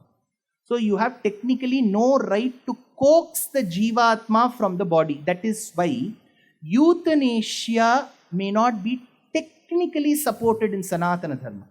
Though in certain cases, when we see people suffering in a vegetative state, it is very tough. But if you ask from Sanatana Dharma's perspective, one Jivatma has no right to decide when the other Jivatma has to leave. So that is why euthanasia may not be supported. Now here, Hanuman decides to commit. So he searches all over Lanka and then says, I have not been able to find Sita. What if I jump? Informing Rama, Rama, I couldn't find Sita. And he jumps into water. What will happen to Rama? Rama will die. Seeing Rama die, Lakshmana will die. Seeing the both die, Sugriva will die. Seeing Sugriva die, the Vanaras will die. Hearing of their death, Kaushalya, Kaikai, Sumitra will die. Seeing them die, Bharata, Shatrughna will die. Looking at them, Ayodhya citizens will die. So my one message that I didn't spot Sita will cause so much collateral damage in the life of so many people. Let me thereby research. Let me research. This is another thing that we need to learn. Why? I'm sure parents know this better. You ask your daughter or son, can you please bring that from my room? Next sentence, Adi siklilla. Have you seen that? Then you will have to exactly tell them the coordinates by latitude and longitude. ನೀವು ಒಳಗಡೆ ಹೋಗ್ಬಿಟ್ಟು left ತಗೊಂಡು ಡೋರ್ನ ತೆಗೆದು ಮೂರನೇ ಶೆಲ್ಫಲ್ಲಿ ಅಲ್ಲಿ side ಶೆಲ್ಫಲ್ಲಿ ಒಳಗಡೆ ಇಟ್ಟಿದ್ದೀನಿ. So this immediate answer that I didn't find is very common. Hanuman could have done that. Rama, I just went to Lanka. It was an amazing journey, I tell you. But I can just shrug it off. I can just say, I did try searching for Sita. I couldn't spot her. Well, better luck for you, Rama. I think you should be searching for a Gita now. So, that Sita isn't available. It is, you come from, you're Dasharatha's son after all. And why just stop with one? So, Hanuman could have given any such insane advice. But Hanuman researched. See, that quality is very important in us. I have nothing to suggest or advise. I'm nobody. I'm sure there'll be older people, younger people to me. I can just only request. Do not give up in life that easy. This early depression, in the last 30, 40 years, don't you see this word is coming too much to us? Depression, depression, depression. Why are you depressed? Your lectures. So this see again, there are psychologists, there are psychiatrists, there are therapy specialists, there are counselors. They are doing a good job. But until and unless you take the efforts to motivate yourself, nothing of this can manifest. And trust me, All our acharyas have believed that Sundara Kandam is the best solution to depression because Sita is clueless. She doesn't have an idea who will come and protect her. She doesn't even know if Rama knows that she's here. Life is, imagine her position. So we have seen Ramayana so many times that we don't get into the depth of Sita's emotions. She finally was sent from Ayodhya to the forest. From Ayodhya, she has now shifted to a foreign country. She doesn't know her husband knows if she's here. She finally has to talk to a Vanara who speaks in Sanskritam. Trust him that this is not Ravana in disguise but a true messenger of Rama. So it is a very tricky position for Sita. Same is the case with us. So every time I tell you Sundara Kandam, please put your professional and personal front. Don't listen to this as some narration. AC 2 hours young hoitu antane gottilla. See, that is not going to serve our purpose.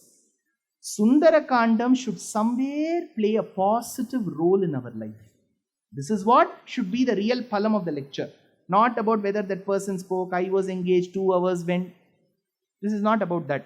Now, Hanuman motivates himself and then says, I cannot cause. So that is where youngsters, I'm sure, both boys and girls, men and women, any decision, be it in your educational front or your marriage front, before you make a decision, just take one step back and see, by taking this decision, how will my family accept or not accept? This is not about any choice that we make, good or bad. Individualistic decisions like, well, let my family go to hell. This is me, is a very Western way of thought. You cannot get the best of both worlds. In the Western world, at the age of 16, they are pushed out of their houses. They have to fund their own studies. You want the best of both worlds. You want your sambar powder to be made till you are 50 and your mother is 80. You want your parents to fund for both your postgrad and undergrad. But when it comes to making decisions, you bring that sudden Western culture and say that, well, it's my life. How can it operate this way? It has to go one way. So, again I'm telling you, I am nobody to advise. From Vyasapitham, I can only request, before you make a decision, take one step back and think how it will impact my family. This prudent decision-making skill in you, like how Hanuman had, will go a long way in reducing the family problems that we have in society today. It will go a long way. This is the next point. Now, Hanuman's knee-jerk reaction. What is Hanuman's knee-jerk reaction? Hanuman understands that Rama has won the war. He goes and informs Sita. He says, Mata Sita, Rama has won the war. It's a beautiful moment in the last few sargas of Yuddha Kandam.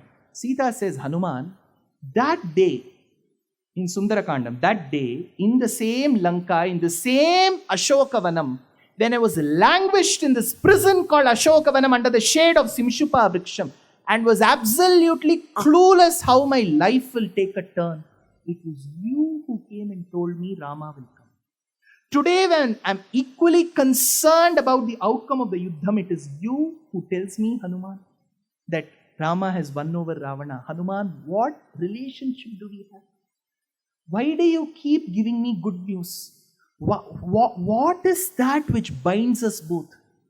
Hanuman, for all that you have done to me, I can only do one thing. Place my head at your foot. Hanuman says, Mata, you are mother to me. How can you even say this? Till this, everything is mature. Now Sita says, Hanuman, do whatever you want. You know what Hanuman says? Mata, these demonesses, these Rakshasis who are under the command of Ravana have been tormenting you. I need to crush them and make a Togayal. You know Togayal? It is a Tamil word. Kannadadalli ಏನು ಹೇಳಿ ಚಟ್ನಿ ಅಂತ ಹೇಳ್ತಾರೆ. See, chutney is different. Chutney will be slightly more liquidy. This has to be tight. ನೀವು ಅನ್ನ ಜೊತೆ ಸೇರಿಸ್ಬೇಕಲ್ವಾ? ಹೆಬ್ಬಾರ್ಸ್ ಕಿಚನಲ್ಲಿ ನೋಡಿ. So ತೊಗಯಲ್ ಅಂತ ಹಾಕಿರ್ತಾರೆ. So He said, I will make a Togayal. Sita said, Hanuman, you are a Navavyakarana Pandita, Rama Bhakta. You've been speaking to me. Why suddenly this? Papanamba, Shubhanamba, Vadharhanam, Plavangama, Karyam Karunamaryena, Nakaschid Naparadhyati. Hanuman, if you decide to punish or reprimand people who have committed errors, mistakes, nobody will be there. Papanamba, Shubhanamba, Vadharhanam, Plavangama, Karyam Karunamaryena, Nakaschit Naparadhyati. Who has not done an aparadham? Hanuman was baffled. He said, Mata, who has everyone committed apacharams, aparadhams? Yes, Hanuman, Rama has committed, I have committed, you have committed. Mata, what have you committed? Hanuman, when I relinquish the best of comforts in Ayodhya to live with Rama, what a mean desire I had that I wanted that deer. Had I not left Ayodhya, it is different. I left all my comforts. I was walking in this path that was infested with thorns and sharp stones. I didn't seem to be deterred. I never wanted the best of comforts. And look at me. One fine day I asked, give me the deer. That is my mistake, Hanuman. What was Rama's mistake, Mata? He should have advised me. He should have told me, Sita, don't ask for this deer. Even Lakshmana is reminding us that this could be a Rakshasa. Don't ask. But at that moment, fearful of advising, some people are extremely wary of their children these days. Parents are afraid of their children. ನೀವು ಮಗನಿಗೆ ಹೇಳ್ಬಾರ್ದು, ಅವನು ಬರ್ತಾನ್ರಿ ಆಫೀಸಿಂದ ಒಂದು 10:30 ಆದಮೇಲೆ ಒಂದು 5 minutes ಸಿಗತ್ತೆ, ಮೆತ್ತಿಗೆ ಅವ್ರ ಹತ್ರ ಹೋಗಿ ಅಭಿವಾದನೆ ಹೇಳಿ ವಿಣ್ಣಪ್ಪ ಮಾಡಿ ಉಭಯ ಕುಶಲೋಪರಿ ಎಲ್ಲ ಹೇಳಿ ಮೆತ್ತಿಗೆ ಹೇಳಬೇಕು. ಅವ್ನು ಕೋಪ ಪಟ್ಕೊಂಡ್ರೆ ಭಯ ಆಗತ್ತೆ ರೀ. ಯಾಕೆ? ಒಂದೇ ಮಗ. See, in those days, I'm sure elderly people will know they will have 7 to 10 children. If one school, they say, okay, one burden less. ನಾನು ಹೊರಟೋಗ್ತೀನಿ ಅಮ್ಮ, ಹೋಗು. Now, this is a family with one child. So the child gets all attention. So, here, he should have advised. That is his mistake. Asking for the deer was mine. Not advising me at the right moment was his. Adu okay ma. Naan yen madidde? What is my mistake? Thousands of disagreements can happen between the husband and the wife. As a third person, you take so much of curiosity to listen. ನಿಮ್ಮ ಮಧ್ಯದಲ್ಲಿ ಏನಾಯ್ತು ಅಂತ ಇದೆಯಲ್ವಾ, ಇದೇ ನೀನ್ ಮಾಡಿರೋ ಅಪರಾಧ. ನ ಕಶ್ಚಿದ್ ನಾಪರಾಧ್ಯತಿ ಪಾಪಾನಾಂಬ ಶುಭಾನಾಂಬ ವಧಾರ್ಹಾಣಾಂ ಪ್ಲವಂಗಮ ಕಾರ್ಯಂ ಕರುಣಮಾರ್ಯೇಣ ನ ಕಶ್ಚಿದ್ ನಾಪರಾಧ್ಯತಿ. Now, what were Hanuman's skills? First, communication skill. We read Ramayana and Mahabharatam, you learn into the characters and their delivery, you'll be a master at it. You don't need a 5-day workshop, 99 only, all this is waste. Bhashana Kaushalam, free. How Hanuman spoke. For any job, just not for a speaker like me, you are a doctor. Imagine you are a medical practitioner. You may be wondering if the academic acumen that you have alone will serve. No. How you speak to your patient. When you are a good doctor, the patient goes, sees the reports. ಏನಿಲ್ಲ, ಏನು problem ಇಲ್ಲ, ಒಂದು ವಾರದಲ್ಲಿ ಹೋಗುತ್ತೆ, don't worry. The way they say it, half your pain will go. Quite serious. Do you know of your family priest? ಹೇಳ್ಬಿಡಿ, ಇನ್ನೊಂದು ಲೋಟ silver ಎಲ್ಲ ಇಟ್ಬಿಡಿ. Because 11th day you have to give the danam. See, if the doctor themselves threaten, the existing conditions will only get exaggerated, will enhance. I am not telling this. 450 years back, there was a great poet called Neelakantha Dikshita who was the advisor to a king called Thirumalai Nayaka in Madurai. He wrote one beautiful work called Sabharanjana Shatakam, and how should a person be. There he says, if you have chosen to be an astrologer, a Jyotishi, or a Vaidya, Bishak, doctor, even if it means lying, don't say negative things. He has said, even if you see, you may say Satyam Bruyat, sir, you have to speak the truth. But he says, if you look at somebody's Jatakam,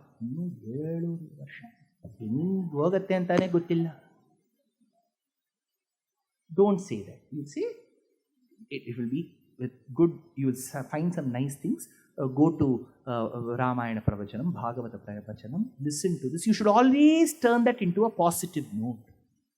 That is what communication skills is about. It is not about how you speak, how you deliver what you need to deliver.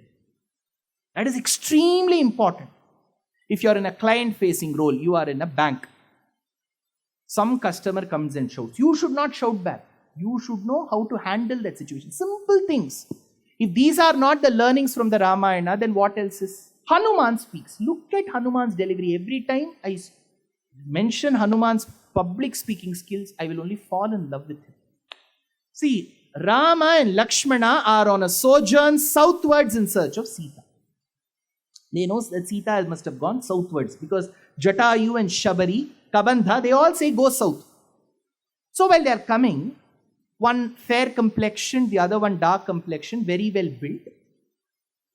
Sugriva peeps from Rishyamukha Parvatam and says, Hanuman, those two gym-bodied whey protein men are coming.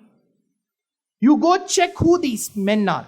If you believe that they have been paid and dispatched by my brother to kill me, indicate, mukham sthitva, keep your face towards me, I will run. Now Hanuman has to go. See, Hanuman is a Vanara with a tail, with a bulging face. He is a Vanara. Vanara will go now speak in Sanskritam, Shuddha Sanskritam, 916. How will Rama react? Rama will start running. Now Hanuman has to convince Rama that he is a human. So he applies foundation, eyeshadow, all this, puts one rubber band around his tail, inserts it, goes as a Brahmana before Rama. He goes and stands 2 hours foundation. All you have to put all that, right? Scrub everything you have to put, and then face pack. Now he goes and stands before Rama. Sugriva Sachivo Nama Hanuman Nama Vanaraha. I am a Vanara by the name Hanuman. 2 hours of makeup gone. He should have said I am a Brahmana, right? How can he say Vanara? Why didn't Hanuman do that? The commentator says, when you stand in front of Paramatma, you can never utter a lie. That you will be in a position where you are only asked to speak the truth. Now he delivers beautiful shlokas. Desham kathamimam praptau bhavantau varavarninau trasayantau murgaganan anyam chavanacharinaha pampatira ruhan vrikshan vikshamanau samantataha imam nadim shubhajalam shobhayantau tarasvinau. Every shloka of Ramayana is madhuram madhurakshara. He does it in vivachanam. See, I'm not getting into the nuances of Samskrita Vyakaranam. In Samskrita, as a bhasha, you don't have singular plural. You have got singular dual plural. Ondurama, Ibru, more than 2, which means 3 or more than 3. Now they can't be 2.5 Ramas. It has to be, now somebody will ask, sir, Yeradore irtara, Yeradore Jarasandhatara Ardhana. So 1, 2, 3 or more than 3. Ramaha, Ramau, Ramaha. So all his shlokas are bhavantau varavarninau. Vivachanam. So Hanuman, though he is attracted to Rama, he also describes Lakshmana. Why? This is an art. You invite some person whom you like as your friend home. That person brings his acquaintance to your house. You don't know that person. Even if you don't know that person, while doing Atithi Satkaram, you should never differentiate. You should not keep talking only to the person whom you know. The other person will be sitting with us. Rama was the one who was attracted. Hanuman was attracted to Rama, not Lakshmana. But every time he says, Bhavantau Varavarninau. So he describes Lakshmana as well because he did not want to hurt Lakshmana. See, that little thought is what makes Hanuman great. Now he looks at Rama and says, Ayatascha suvrittascha bahavaha parigopamaha sarvabhushana bhusharhaha kimartham na vibhushitaha.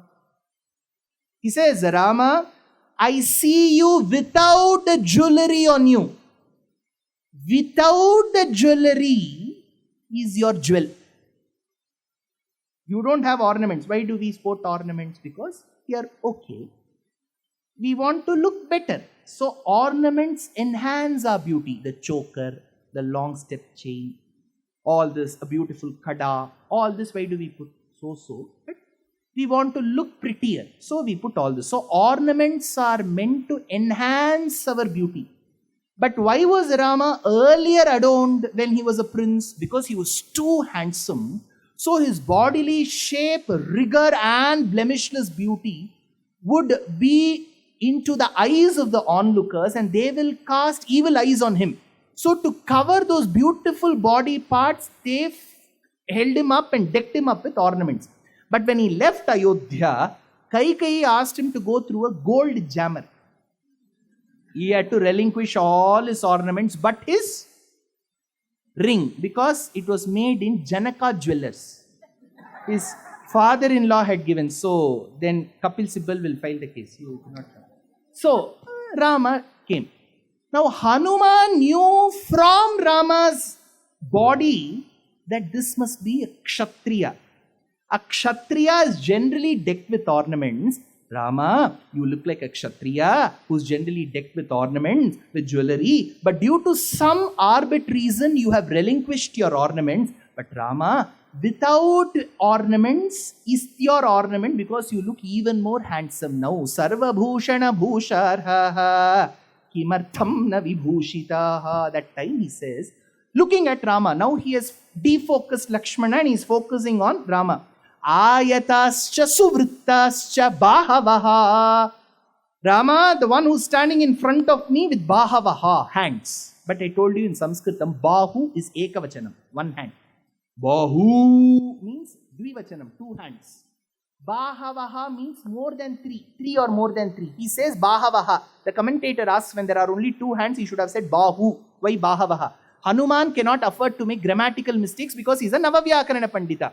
The commentator says, Yadva Hanumato Chaturbhuja Veshena, with Shankham Chakram, with all four hands, Rama showed his Chaturbhujam only to Hanuman, it seems. So he said Bahavaha. What does it prove? Hanuman can never commit a grammatical mistake. How did he speak? Whatever he spoke, after Hanuman spoke, Rama turns towards Lakshmana and says, Lakshmana, in my 38 years of existence, I have never seen a speaker like him.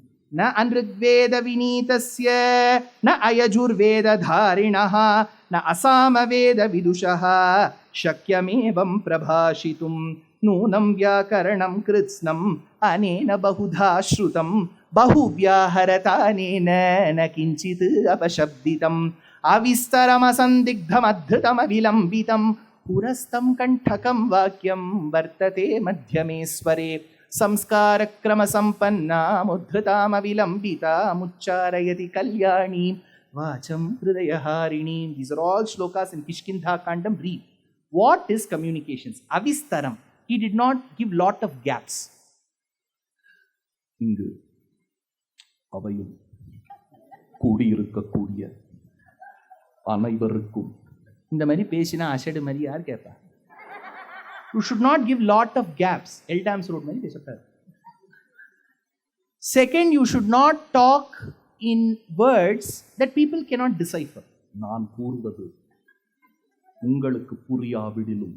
இப்படிலாம் பேசினா அஷடு படமும் ஓடாது. So, ஆயதஸ்ச சுவ்ருத் அவிஸ்தரம் அசந்திக்தம். You should not shout. உங்களிடம் நான் ஒன்று கேட்கிறேன். If you talk like this, you will become a minister in Tamil Nadu. You may not have any content in what you say, but the way you say. You should not be in a baritone. You should not use words which are amangalam, inauspicious words. When you speak, you should always try speaking auspicious. See, everything. Giti shigri shirakkampi tatha likita patakaha anarthagnaha alpakanthi cha shadete pathakadamaha, says Govindaraja. What are all the qualities of a good speaker? You should have eye contact. All this is one course in 3rd semester MBA. 22 lakhs you have to do Sambhavana. If I give it for free in MLR, sir, bandru, helbit hogbittu sir. We are all of that feeling, when something comes for free, it will have no value. You have to write, or you have to do, like that time, you have to build a cat first. Then do an MBA. And then do Sambhavana. 3rd semester, they'll tell you, maintain eye contact, don't tell all this. Because I have taught for some of the business schools, same thing will come there, they will be paying lakhs. Now, Hanuman spoke so beautifully. That is one point. Second, very important point. I will give you some colloquial sentences in the Bharatiya languages. If the man comes, generally there is a paddhati in the Tamil language. Mami valya.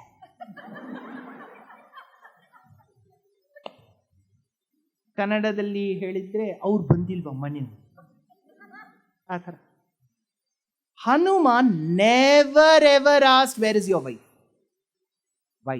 It's a nuanced place. See, Rama comes sporting the deer skin, which reminds people that he's a hermit. Because if you're a hermit, you will wear the antelope skin or the deer skin, Krishna Jinam. He would sport the Valkalam. Valkalam is the dress made from the bark of a tree that has the rustic earthen color, so that you get camouflaged in the forest colors. That is Valkalam.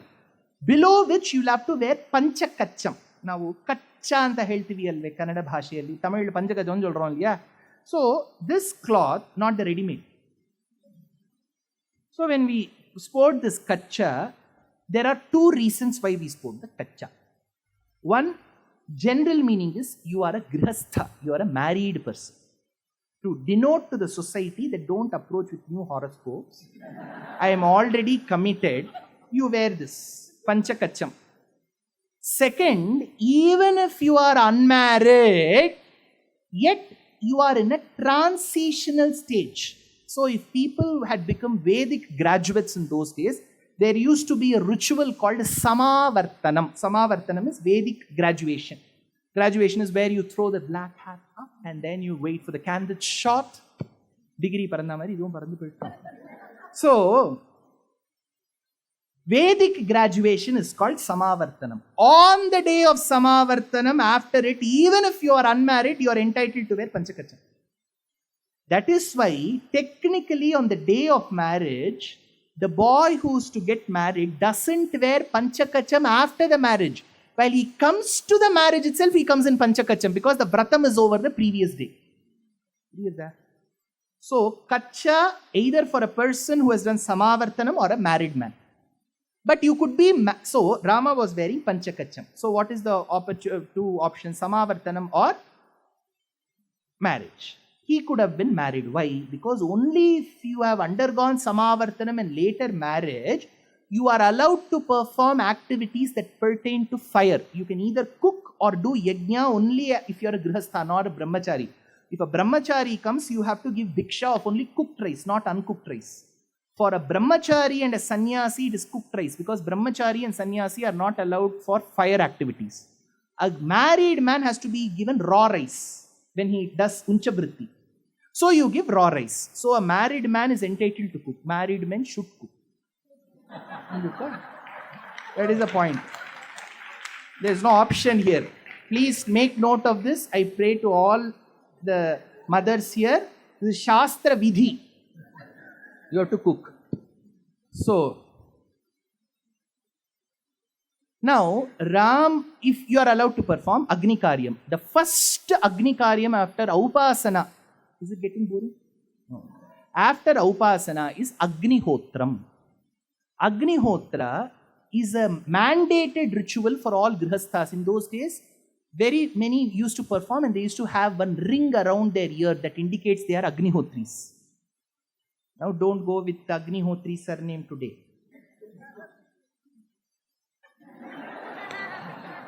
This is another Agnihotram. So in the morning and evening, you have to perform this Agnihotram. But there is a point here. Whoever vows to be an Agnihotri has to preserve that fire in the morning and evening. It cannot get extinguished. That fire has to be preserved. Now what if I go to another place? That time I have to take that fire from that Vedika on a wooden stick and go to another place and construct a Vedika and transfer the fire there. Which means that fire cannot get extinguished. It has to be passed on. That fire will be used to cremate this person. You cannot put him into a tray and do. Now, this fire will be used. Now, Rama was a married person, so he had kacha. His wife, because he was a grihastha, he was doing Agnihotra because he was carrying a stick with that fire. So, Hanuman knew from the kacha he is married, from the fire he is an grihastha. But remember, there is a point here. If you are married and you become a widower, your wife is dead, then you lose the right to perform all fire activities. You cannot perform yajna. That is why after Sita's Bhumi Pravesham, Rama created a golden idol. Yajne yajne cha patnyarthe janaki kanchani bhavatu, says Ramayana. You need the patni to do Agni Karyam. So if Rama is still carrying fire, it means he is married and he is not a widower. Correct? If he is a widower, he has to leave that fire. He is carrying that fire. But if he is carrying that fire from point A to point B with a melancholy sadness on his face, Hanuman knew that he is married. His wife is living. He is doing Agnihotram. But when his wife is not along and then there is a sadness on his face, his wife must have been kidnapped. I should not ask a single question about his wife until he says. Look at Hanuman's body language skills. This is where we need to learn from Hanuman how not to be inquisitive about the other person. We ask questions that can at times be very hurtful to the other person. In our quest to understand answers for trivial questions about somebody else's life, you end up being hurtful to that other person. Hanuman has taught how not to be judgmental. Look at what Hanuman does. That is what makes you a good communicator. You should just not keep speaking. It's not about how you deliver a 2-hour speech. You'll have to check about the body language of every person. It's very important. Hanuman is a master. Now, come to Sundarakandam. He has to meet Sita. See, I'm taking bits and pieces and stitching them together. He meets Sita. Now, Sita is extremely worried. Earlier, she trusted a person who happened to be the kidnapper, Ravana. She didn't ask. She should have generally asked, Aadhaar dikao, pan dikao, oh dikao, ye dikao, I'll send you an OTP aayega, check karo. All this. She didn't do. See, she very innocently, she came along with Ravana. Now this Hanuman comes and says, I'm Ramaduta. Then he even presents that ring. See, everything of Hanuman, he is the most loved person. You know what he does? He has to give that ring. There is a Shastram there.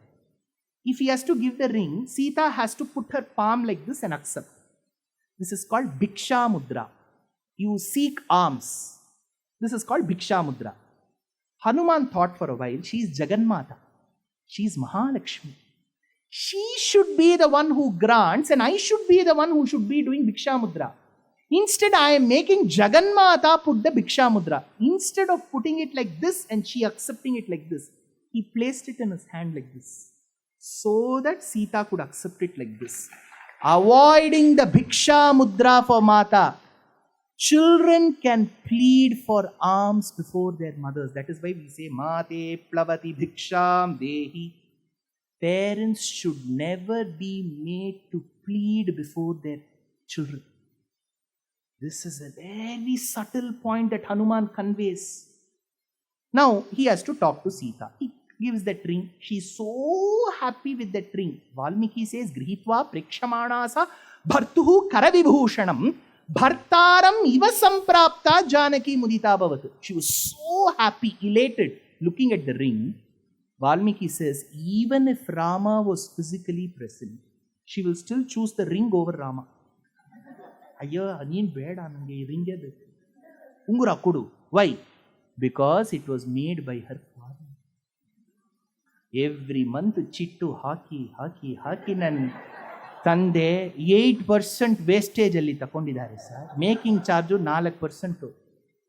ನಮ್ಮ ತಂದೆ ನಿಮ್ಮನ್ನ ನಂಬ್ಕೊಂಡು ನನ್ನೂ ಕೊಟ್ಟರು, ring ಕೊಟ್ಟರು. ನನ್ನ at least ring ನಿಮ್ಮ ಹತ್ರ ಇದೆಯಲ್ವಾ, ತುಂಬ ಸಂತೋಷ. Sita got that ring. She doesn't stop with that. Now she comes to that security question. You know, in these passwords now, password maintenance itself is a big Himalayan task. Every 3 months it will say change. And it won't accept the last 3. So, security question. It will ask, what is your first text name? Mommy won't have one. She'll put Mama's name. Mama dam pettu. Pettu dane onna Mama vera pottulla. Pet's name. So, she asks, look at Sita's question.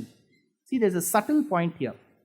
In Srimad Ramayanam, when Vishwamitra comes and introduces Rama, Imau Kumaro, Janaka asks, Imau Kumaro Bhadram te Devatulya Parakramau, Gadasimhagati Virau, Shardula Vrishabhopamau, Padmapatra Visalakshau, Khadgatunir Dhanudharau, Ashvina Vivarupena, Samupasthita Yauvanau. This is in Balakandam. That time, Vishwamitra has to introduce these 2 eligible young boy bachelors to Janaka. He says, this is Rama, this is Lakshmana. Very agile, very strong, valorous men. They are the sons of Dasharatha, Janaka. They are the sons of Dasharatha. They are just sons of Dasharatha for namesake. Vasishtha is their true Acharya father. Will you ever introduce this? Ivadana Mapla. Appa. Appa perikku dhanna appa. Vera yaro appa abinu vela. Why did he do that? Because Janaka will be worried if he has to give his daughter in marriage to Rama, who's the son of Dasharatha, who had 350 wives. The son will take after the father and he will also keep on marrying. But that is why he said he has been birthed by Dasharatha, but all the nourishment and the nurturing happened under Vasishtha, who's Ekapatni Vrata.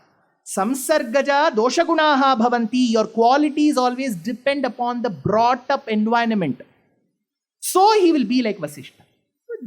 Sita was also a bit worried. That is why Kamban says, Andru yammai karampachchiya vaigalva indai piravikku irumadare en sindayalum thoden endru koorinar endru says Sundarakandam. That time Rama had a MOU with Sita.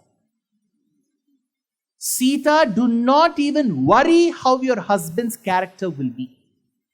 Irumadare, I will not even think of any other woman. Forget marriage. So that time Sita said, see, in your life, Rama, there will be many acquaintances, there will be many relationships. Whoever you claim to be your relative has to be approved by me first. That was the understanding. That is why in Shringiberapuram, even if Rama knew Guha earlier, you know what he says? Sita, this is Guha. He is your brother. So he is my brother. Which means only if you approve of this relationship, I will accept. This was their understanding. Now suddenly, arbitrarily, Hanuman says, Mata, I am the messenger of Rama. Which means Rama has ended up accepting one person as a messenger without Sita's approval. So how will Sita ask this? She asks, look at Sundarakandam. Vanaranam naranam va kathamasit samagamaha. Hey Hanuman, you come from Vanara Jati. To the best of my knowledge, my husband is from Narajati. Suddenly you say that you two communities became friends. Vanaranam naranam va kathamasit samagamaha. How did you both come together? She did not want to listen to that narration of how they came together. What she wanted to know was, without my approval, how did he accept? Had it been me instead of Hanuman, you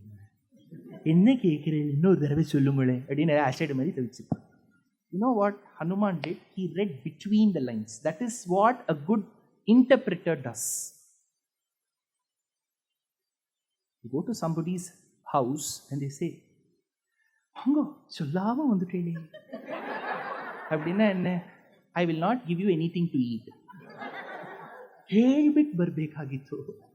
That time what will we say? Nangen beda. Have you heard that? You are reading between the lines. Hanuman read. You know what he did? He could have said, Mata, you're asking how Rama approved of us without your presence? No. He did not want to make Sita feel small. You know what he says? Look at Hanuman's delineation in Sundarakandam. Sundarakandam is the epitome of poetry. You know what Hanuman says? Mata, you know about Vali and Sugriva, they were fighting. Vali had excommunicated Sugriva. Along with Sugriva, there were 4 other Vanaras, me and Jambavanta who were stationed. We were absolutely directionless, clueless as to where this life is going to lead us to. Mata, when we were clueless, you won't believe, Mata. One lady was abducted and she was crying for help. We peeped and saw it was you.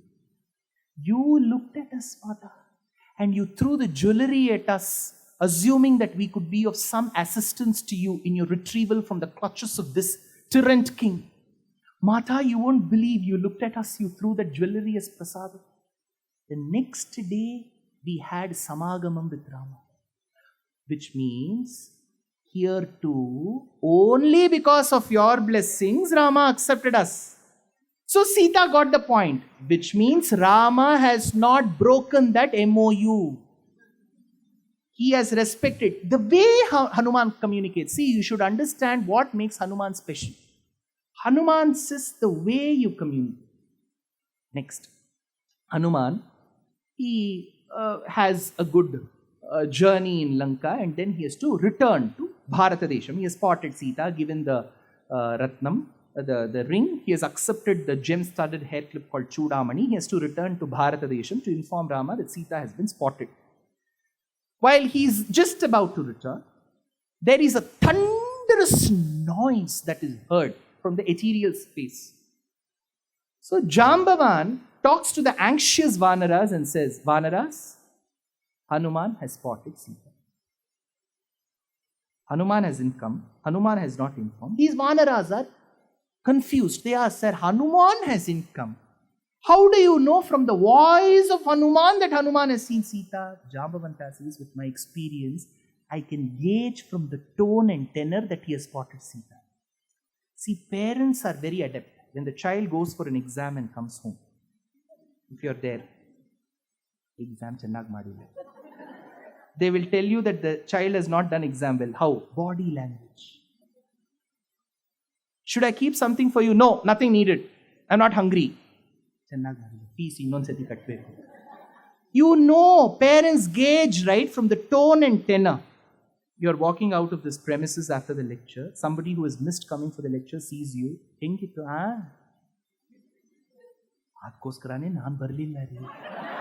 You didn't say anything, right? But they are able to gauge how the outcome is. But now that you're caught here, I really pity you. Now, look at the way the tone and tenor determines the outcome of an event. Now these Vanaras, Hanuman comes and says, I've seen Sita. What should they do? All of them should have left and gone to Kishkindha, which is the current day Hampi, Bellari, met Rama and said. But you know what Hanuman does? He takes all these Vanaras to a vineyard. Fermented grape juice. This vineyard was a long-term capital gains investment. It was bought after 2004. So, this was bought by Sugriva, parked his funds in Tamil Nadu. Many do that. So, and he had placed his uncle Dadhimuka as the caretaker of that vineyard. Vineyard, Tamil Nadu. So, immediately Hanuman took all these Vanaras. Vanaras were excited. That scenario is described. They had fermented grape juice. You have seen Brigade Road on December 31st. Gayanti kechit, pranamanti kechit, nrityanti kechit, prasahanti kechit, says Valmiki. Some danced, some sang. Even though they were not tuned to the Shruti, they sang. Gayanti kechit, pranamanti kechit. They were all dancing. Hanuman was a teetotaler. He didn't do anything. He was just looking at all of these Vanaras. They were all having a nice time. in the due process when Dadhimuka prevented the Vanaras. Don't do this. They gave him a whack. So he was full of bruises, poor man. He went running to Kishkinda and said, look at your uncle, look at my body, I have been bruised. What should Sugriva do? TT lao, tetanus lao, first aid lao, wo lao, ye lao. He didn't say anything. He looked at Rama and said, Hanuman has seen Sita. He looked at Rama and said, Hanuman has seen Sita. Rama was confused. See, your uncle is hurt. What relationship does this have with Hanuman spotting Sita? He said, without reason, Hanuman will not party.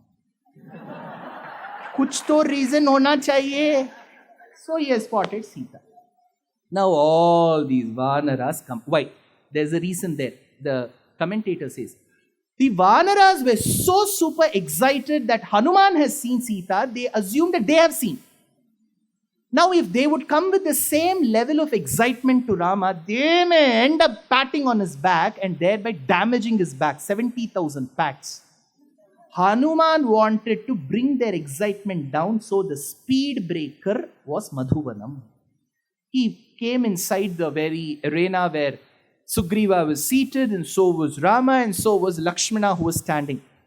Rama has been waiting to listen to what Hanuman has to say. Hanuman enters. Drishta Sita. Kandeen Sita. Saw Sita. Two magical words. For the efforts that he had taken, for the ordeal that he had faced, he should have said, you know what? We just went to Tirukurunguri, the Mahendragiri Parvatam, and I was absolutely baffled how to go. And there came the voice of a bird called Sampati, who said there must be a lady languishing in the shade of Simshupa tree a few yojanas away. And guess what, Rama? I just flew from there and I was caught by Simhika, Surasa and Mainaka, and I was caught by the immigration officer called Lankini, who refused to let me in. And I had to give her a whack and then quietly entered. And you know what?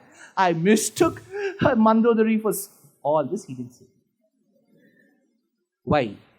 Convey what is relevant. You can tell all this later. During the Setu construction, they all walked to Lanka, right? Tumba time irate. Ille Rama nan Mainaka nodide. I'll nodu. All that nodu, gidu and all he can do later. But here he has to contain Sita. That is what Rama wanted. He did not want to understand what was Hanuman's way of issue resolving. That was not his point. Now in that, look at the communication. He said, contain Sita. See, he could have said, Sita contain. Sita was seen. Sita was spotted. He said, saw Sita. Drishta Sita. Why? See, this is a grammatical point. There are two forms of sentences. It's called Ayoga Vyavachedam and Anyayoga Vyavachedam in Sanskritam. If you say Rama, I'll leave that. Now I'll come to English. It's much easier. Chapter 5 in Wren and Martin is sentence formation. Subject plus predicate. Predicate is divided into two, verb and object. Object is divided into indirect object and direct object. So here there is a subject, there is an object, there is a verb. Verb is called Kriya Padam. So for example, you say Pashya, to see. In English, it takes various tenses. You say saw. There is a simple past, past participle, present continuous, all this. Seeing, to see. It is all distributed as gerund, infinitive and so on.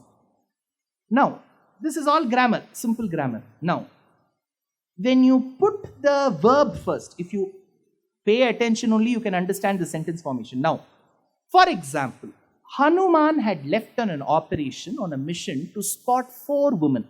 Sita, Geeta, Vani, Rani. 4 women are caught by Ravana. They are all in Lanka. Now he is going on an operation to see operation 4. Then he should say Sita was seen.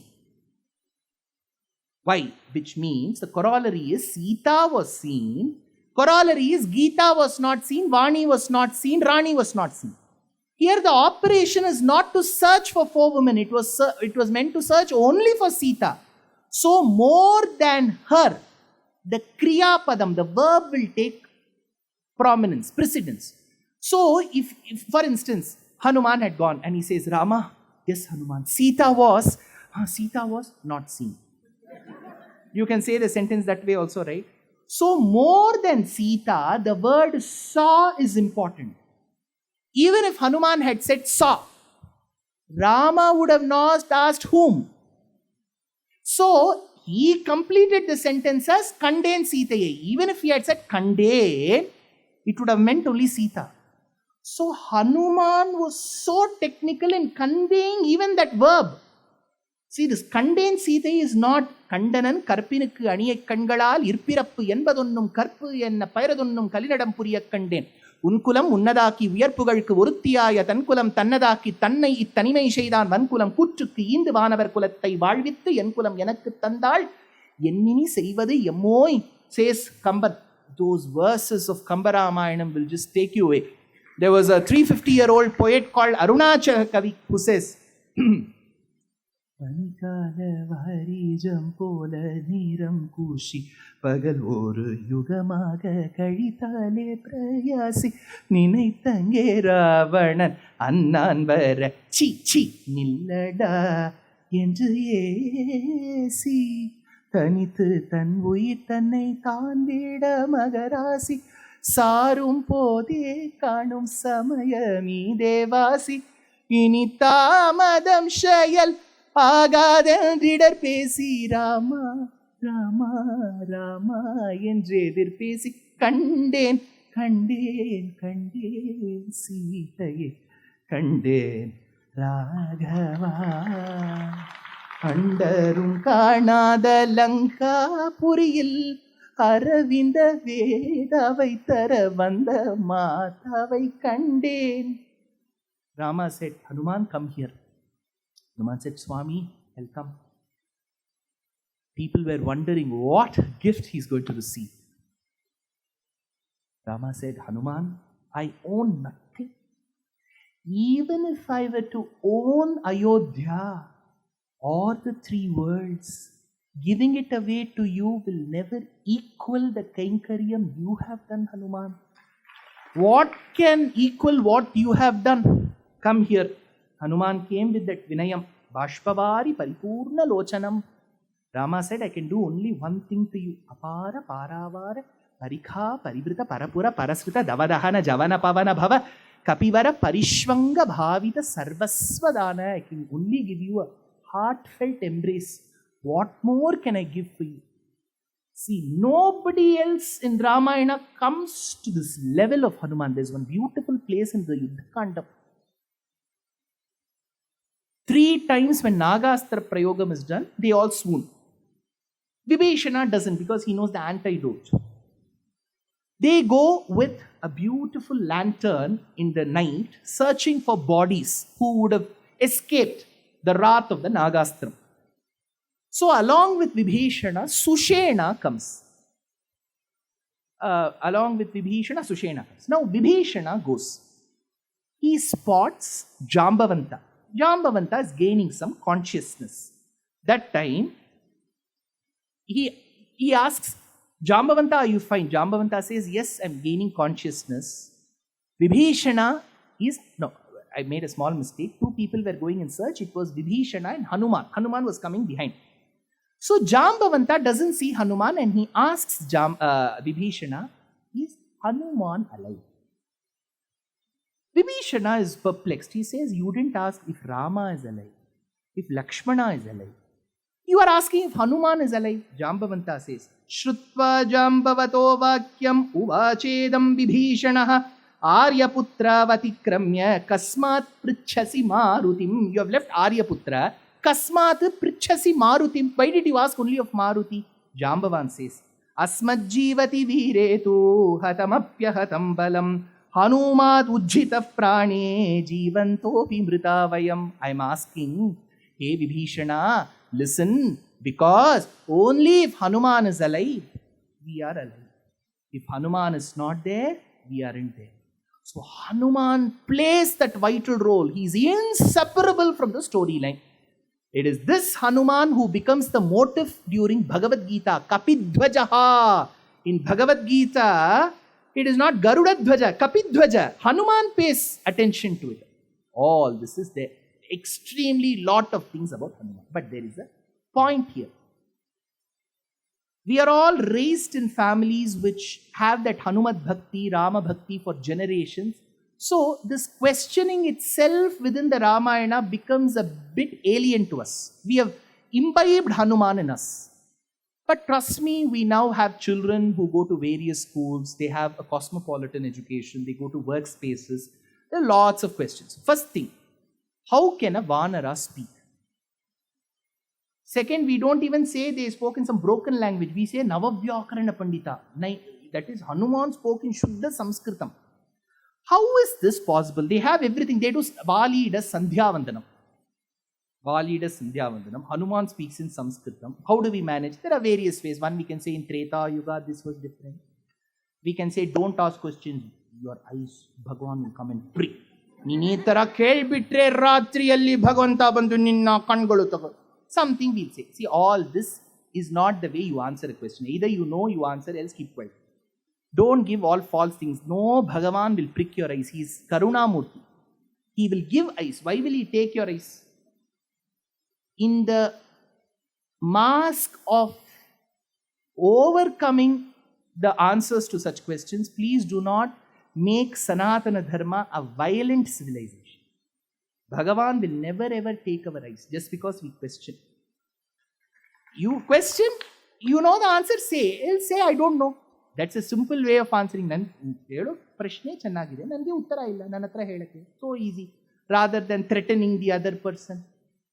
Second thing, even people who ask questions should ask with that motive of knowing, rather than putting the other person in a corner. That should not be your objective. Then you will never succeed, because your quest is not for knowledge, but it is only to be a sadist, which is wrong. Question is right. How do we answer? See, again I'm telling you, Hanumanta would have spoken, flown, everything is fine. But there is a beautiful research done. This belongs to an inscription. If you pay attention, you will know. This is an inscription, a stone inscription found in Karnataka in Dharwad district. It is an inscription of 1112 AD CE, Common Era. Roughly about 900 years back is this inscription, found in Dharwad district in a village called Chavadi. So this inscription is found. Pay attention what this inscription is. This inscription is about a king during whose reign, that king's name was Vikramaditya the sixth. So it belongs to roughly that Chalukya period, because it talks about an earlier chieftain. This person is called Dadiga. The inscription talks about a feudatory lord called Dadiga, who is the son of Gunda. Yes. See, in Karnataka, it is very often you come across names like Gunda, Gundappa, and so on. Now, it talks about this king and then says, look at the inscription, it says, this person ruled over Kisukal and he belonged to the Vali race. Vali paramparayalli bandiro arasa raja ivanu anta obba inscription pashanadalli ide. Now, if this person who claims himself as a human comes in the race of Vali, there that Vali is not any other Vali. They say clearly the one who was there during Ramayana in Kisuka, which is Kishkinda. If this person is human and says that I come in the race of Vali, then one of the two is possible. Either Vali must have not been a Vanara, or this person must have been a Vanara. You cannot have a human coming in a Vanara race. How do we understand? That inscription continues. It says in this Kishukad race, these Vanaras headed by Vali, later Sugriva and others, were Kshatriyas. Who are these Kshatriyas? It continues. This is an inscription. Now we need to understand, during Dasharatha and Rama's time, there was an other Rama called J-Ram. Yaro? Jamadagneya. Jamadagni Putrudu Rama. Ramachandra. So he was J-Ram. This is D-Ram. Dasharatha Rama, that is J Ram, Jamadagni Rama. He is Dasharathi, he is Jamadagneya, Jamadagni's son. Remember, in the Ramayana, when Vishwamitra comes and says, Dasharatha, send your Rama along with me to the forest. You know what Dasharatha says? Unashodasha Varsho me Ramaha Rajivalochanaha. I will not send my son Rama to the forest. The commentator asks, why should we say my son? Because Dasharatha said, Vishwamitra, you have mistaken my son for Parashurama. You have thought of J Ram and you are asking for D Ram. He goes for fight, not my son. So don't ask for my son, because Jamadagni Rama, his original name was Rama. Renuka Devi and Jamadagni called their son Rama. They didn't call him Parashurama. Parashu, the Ayudham called Parashu, was gifted to him later. So he became Parashurama. Blade Sagar. Soda bottle, Kabalina, Porkubodeva, soda bottle, Porandapar. Apranane soda bottle, cutting Ravi, Aprana cutting one.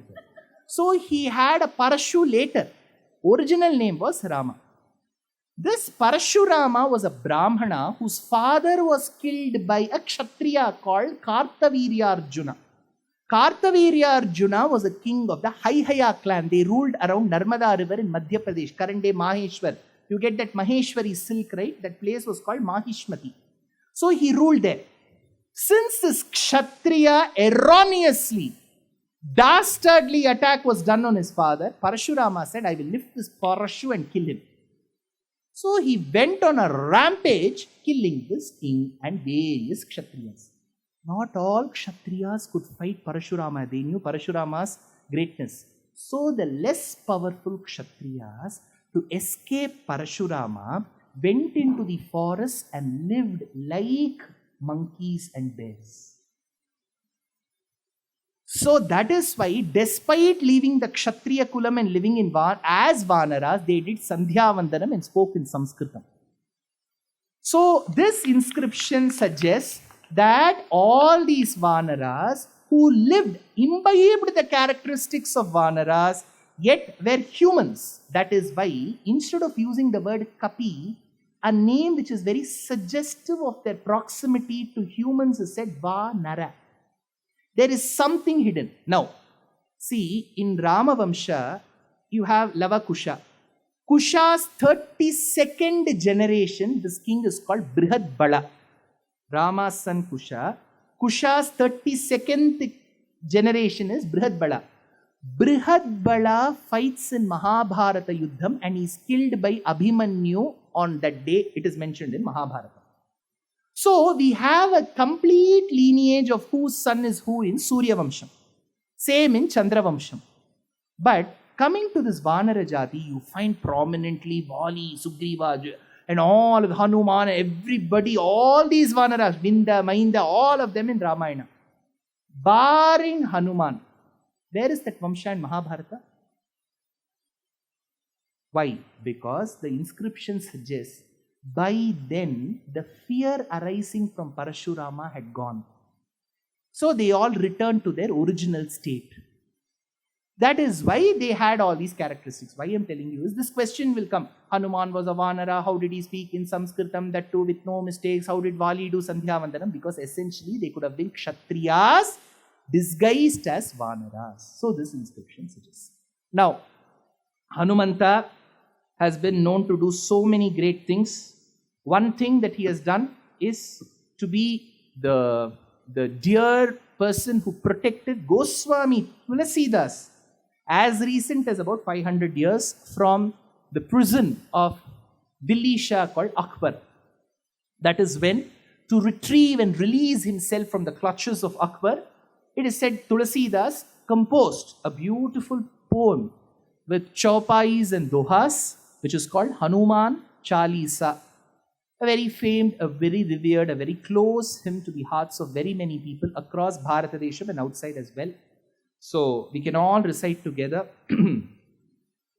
Shri Guru Charana Saroja Raja Nija Mana Mukura Sudhari Barano Raghuvara Bimala Yasha Jodayak Phalachar Buddhi बुद्धिहीन तनु जानिके सुमिरो पवन कुमार। बल बुद्धि विद्या देहु मोहि हरहु कलेस विकार। जय हनुमान ज्ञान गुण सागर जय कपीसति लोक उजागर। रामदूत अतुलित बल धामा अंजनी पुत्र पवन सुत नामा। महावीर विक्रम बजरंगी कुमति निवार सुमति के संगी। कंचन बरन बिराज सुबेशा हाथ वज्र और ध्वजा बिराजे। कांधे मूंज जनेऊ साजे शंकर सुवन।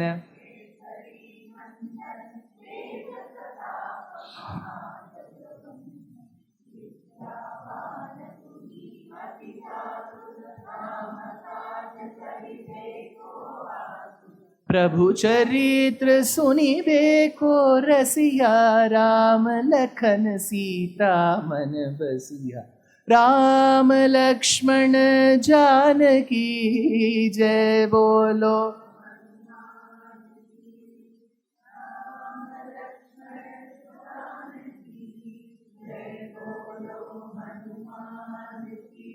सूक्ष्म रूप धरि सियहि दिखावा विकट रूप धरि लंक जरावा। भीम रूप धरि असुर संहारे रामचंद्र के काज सवारे। लाय सजीवन लखन जियाए रघुपति कीनी बहुत बड़ाई। तुम मम प्रिय भरत सम भाई। सहस बदन तुम रो यश गावे अस कहि श्रीपति कंठ लगावे। सनकादिक ब्रह्मादि मुनीसा नारद शारद सहित अहिसा।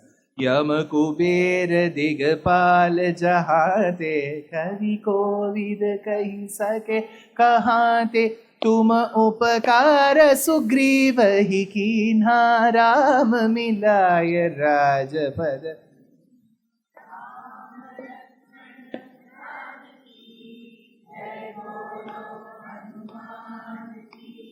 राम लक्ष्मण जानकी जय बोलो हनुमान की। तुम्हरो मंत्र विभीषण माना लंकेश्वर भय सब जग जाना। जुग सहस्र योजन पर भानु लील्यो ताहि मधुर फल जानु।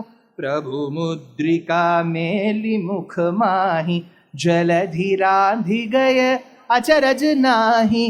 दुर्गम काज जगत के जेते सुगम अनुग्रह तुम्हरे तेते। राम दुबारे तुम रखवारे होत न आज्ञा बिनु पैसारे। सब सुख लहे तुम्हारी सरना तुम रक्षक का को डरना।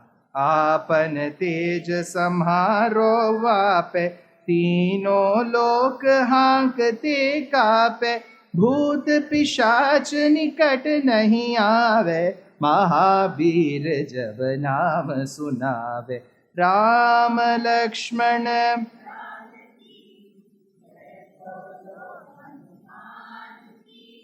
राम लक्ष्मण जानकी। नासे रोग हरे सब पीरा जपत निरंतर हनुमत बीरा। संकट से हनुमान छुरावे मन क्रम भज ध्यान जो लावे। सब पर राम तपस्वी राजा तिनके काज सकल तुम साजा। और मनोरथ जो कोई लावे, सोई अमित जीवन फल पावे। चारों युग प्रताप तुम्हारा, है प्रसिद्ध जगत उजियारा। साधु संत के तुम रखवारे, असुर निकंदन राम दुलारे। अष्ट सिद्धि नवनिधि के दाता, असबर दीन जानकी माता। सदा रहो रघुपति के दासा, अष्ट सिद्धि नवनिधि के दाता। असबर दीन जानकी माता, राम रसायन तुम्हारे पासा। सदा रहो रघुपति के दासा, राम लक्ष्मण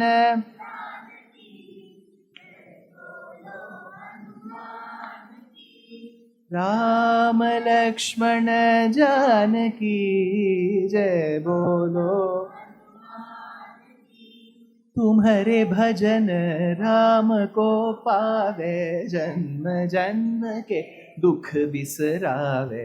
अंत काल रघुवरपुर जाई, जहाँ जन्म हरि भक्त कहाई। और देवता चित्त न धरई, हनुमत से सर्व सुख करई।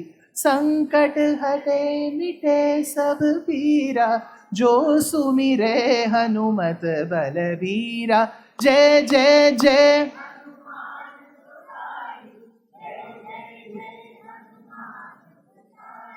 कृपा करहु गुरुदेव की नाई। जो शत बार पाठ कर कोई, छूटहि बंधि महासुख होई। जो यह पढ़े हनुमान चालीसा, होय सिद्धि साखी गौरीसा। तुलसीदास सदा हरि चेरा, कीजय नाथ हृदय महडेरा। कीजय नाथ हृदय महडेरा। राम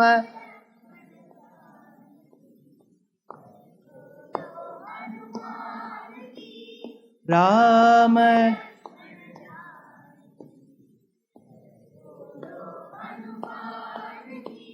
जय बोलो हनुमान की जय बोलो।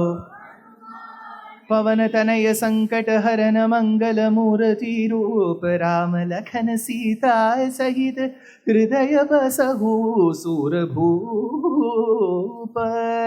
Janaki Kant स्मरणम। See, I have spoken for 2 hours and 40 minutes. You have not spoken.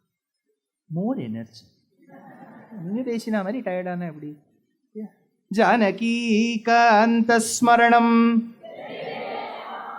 गोपिका जीवन स्मरणम।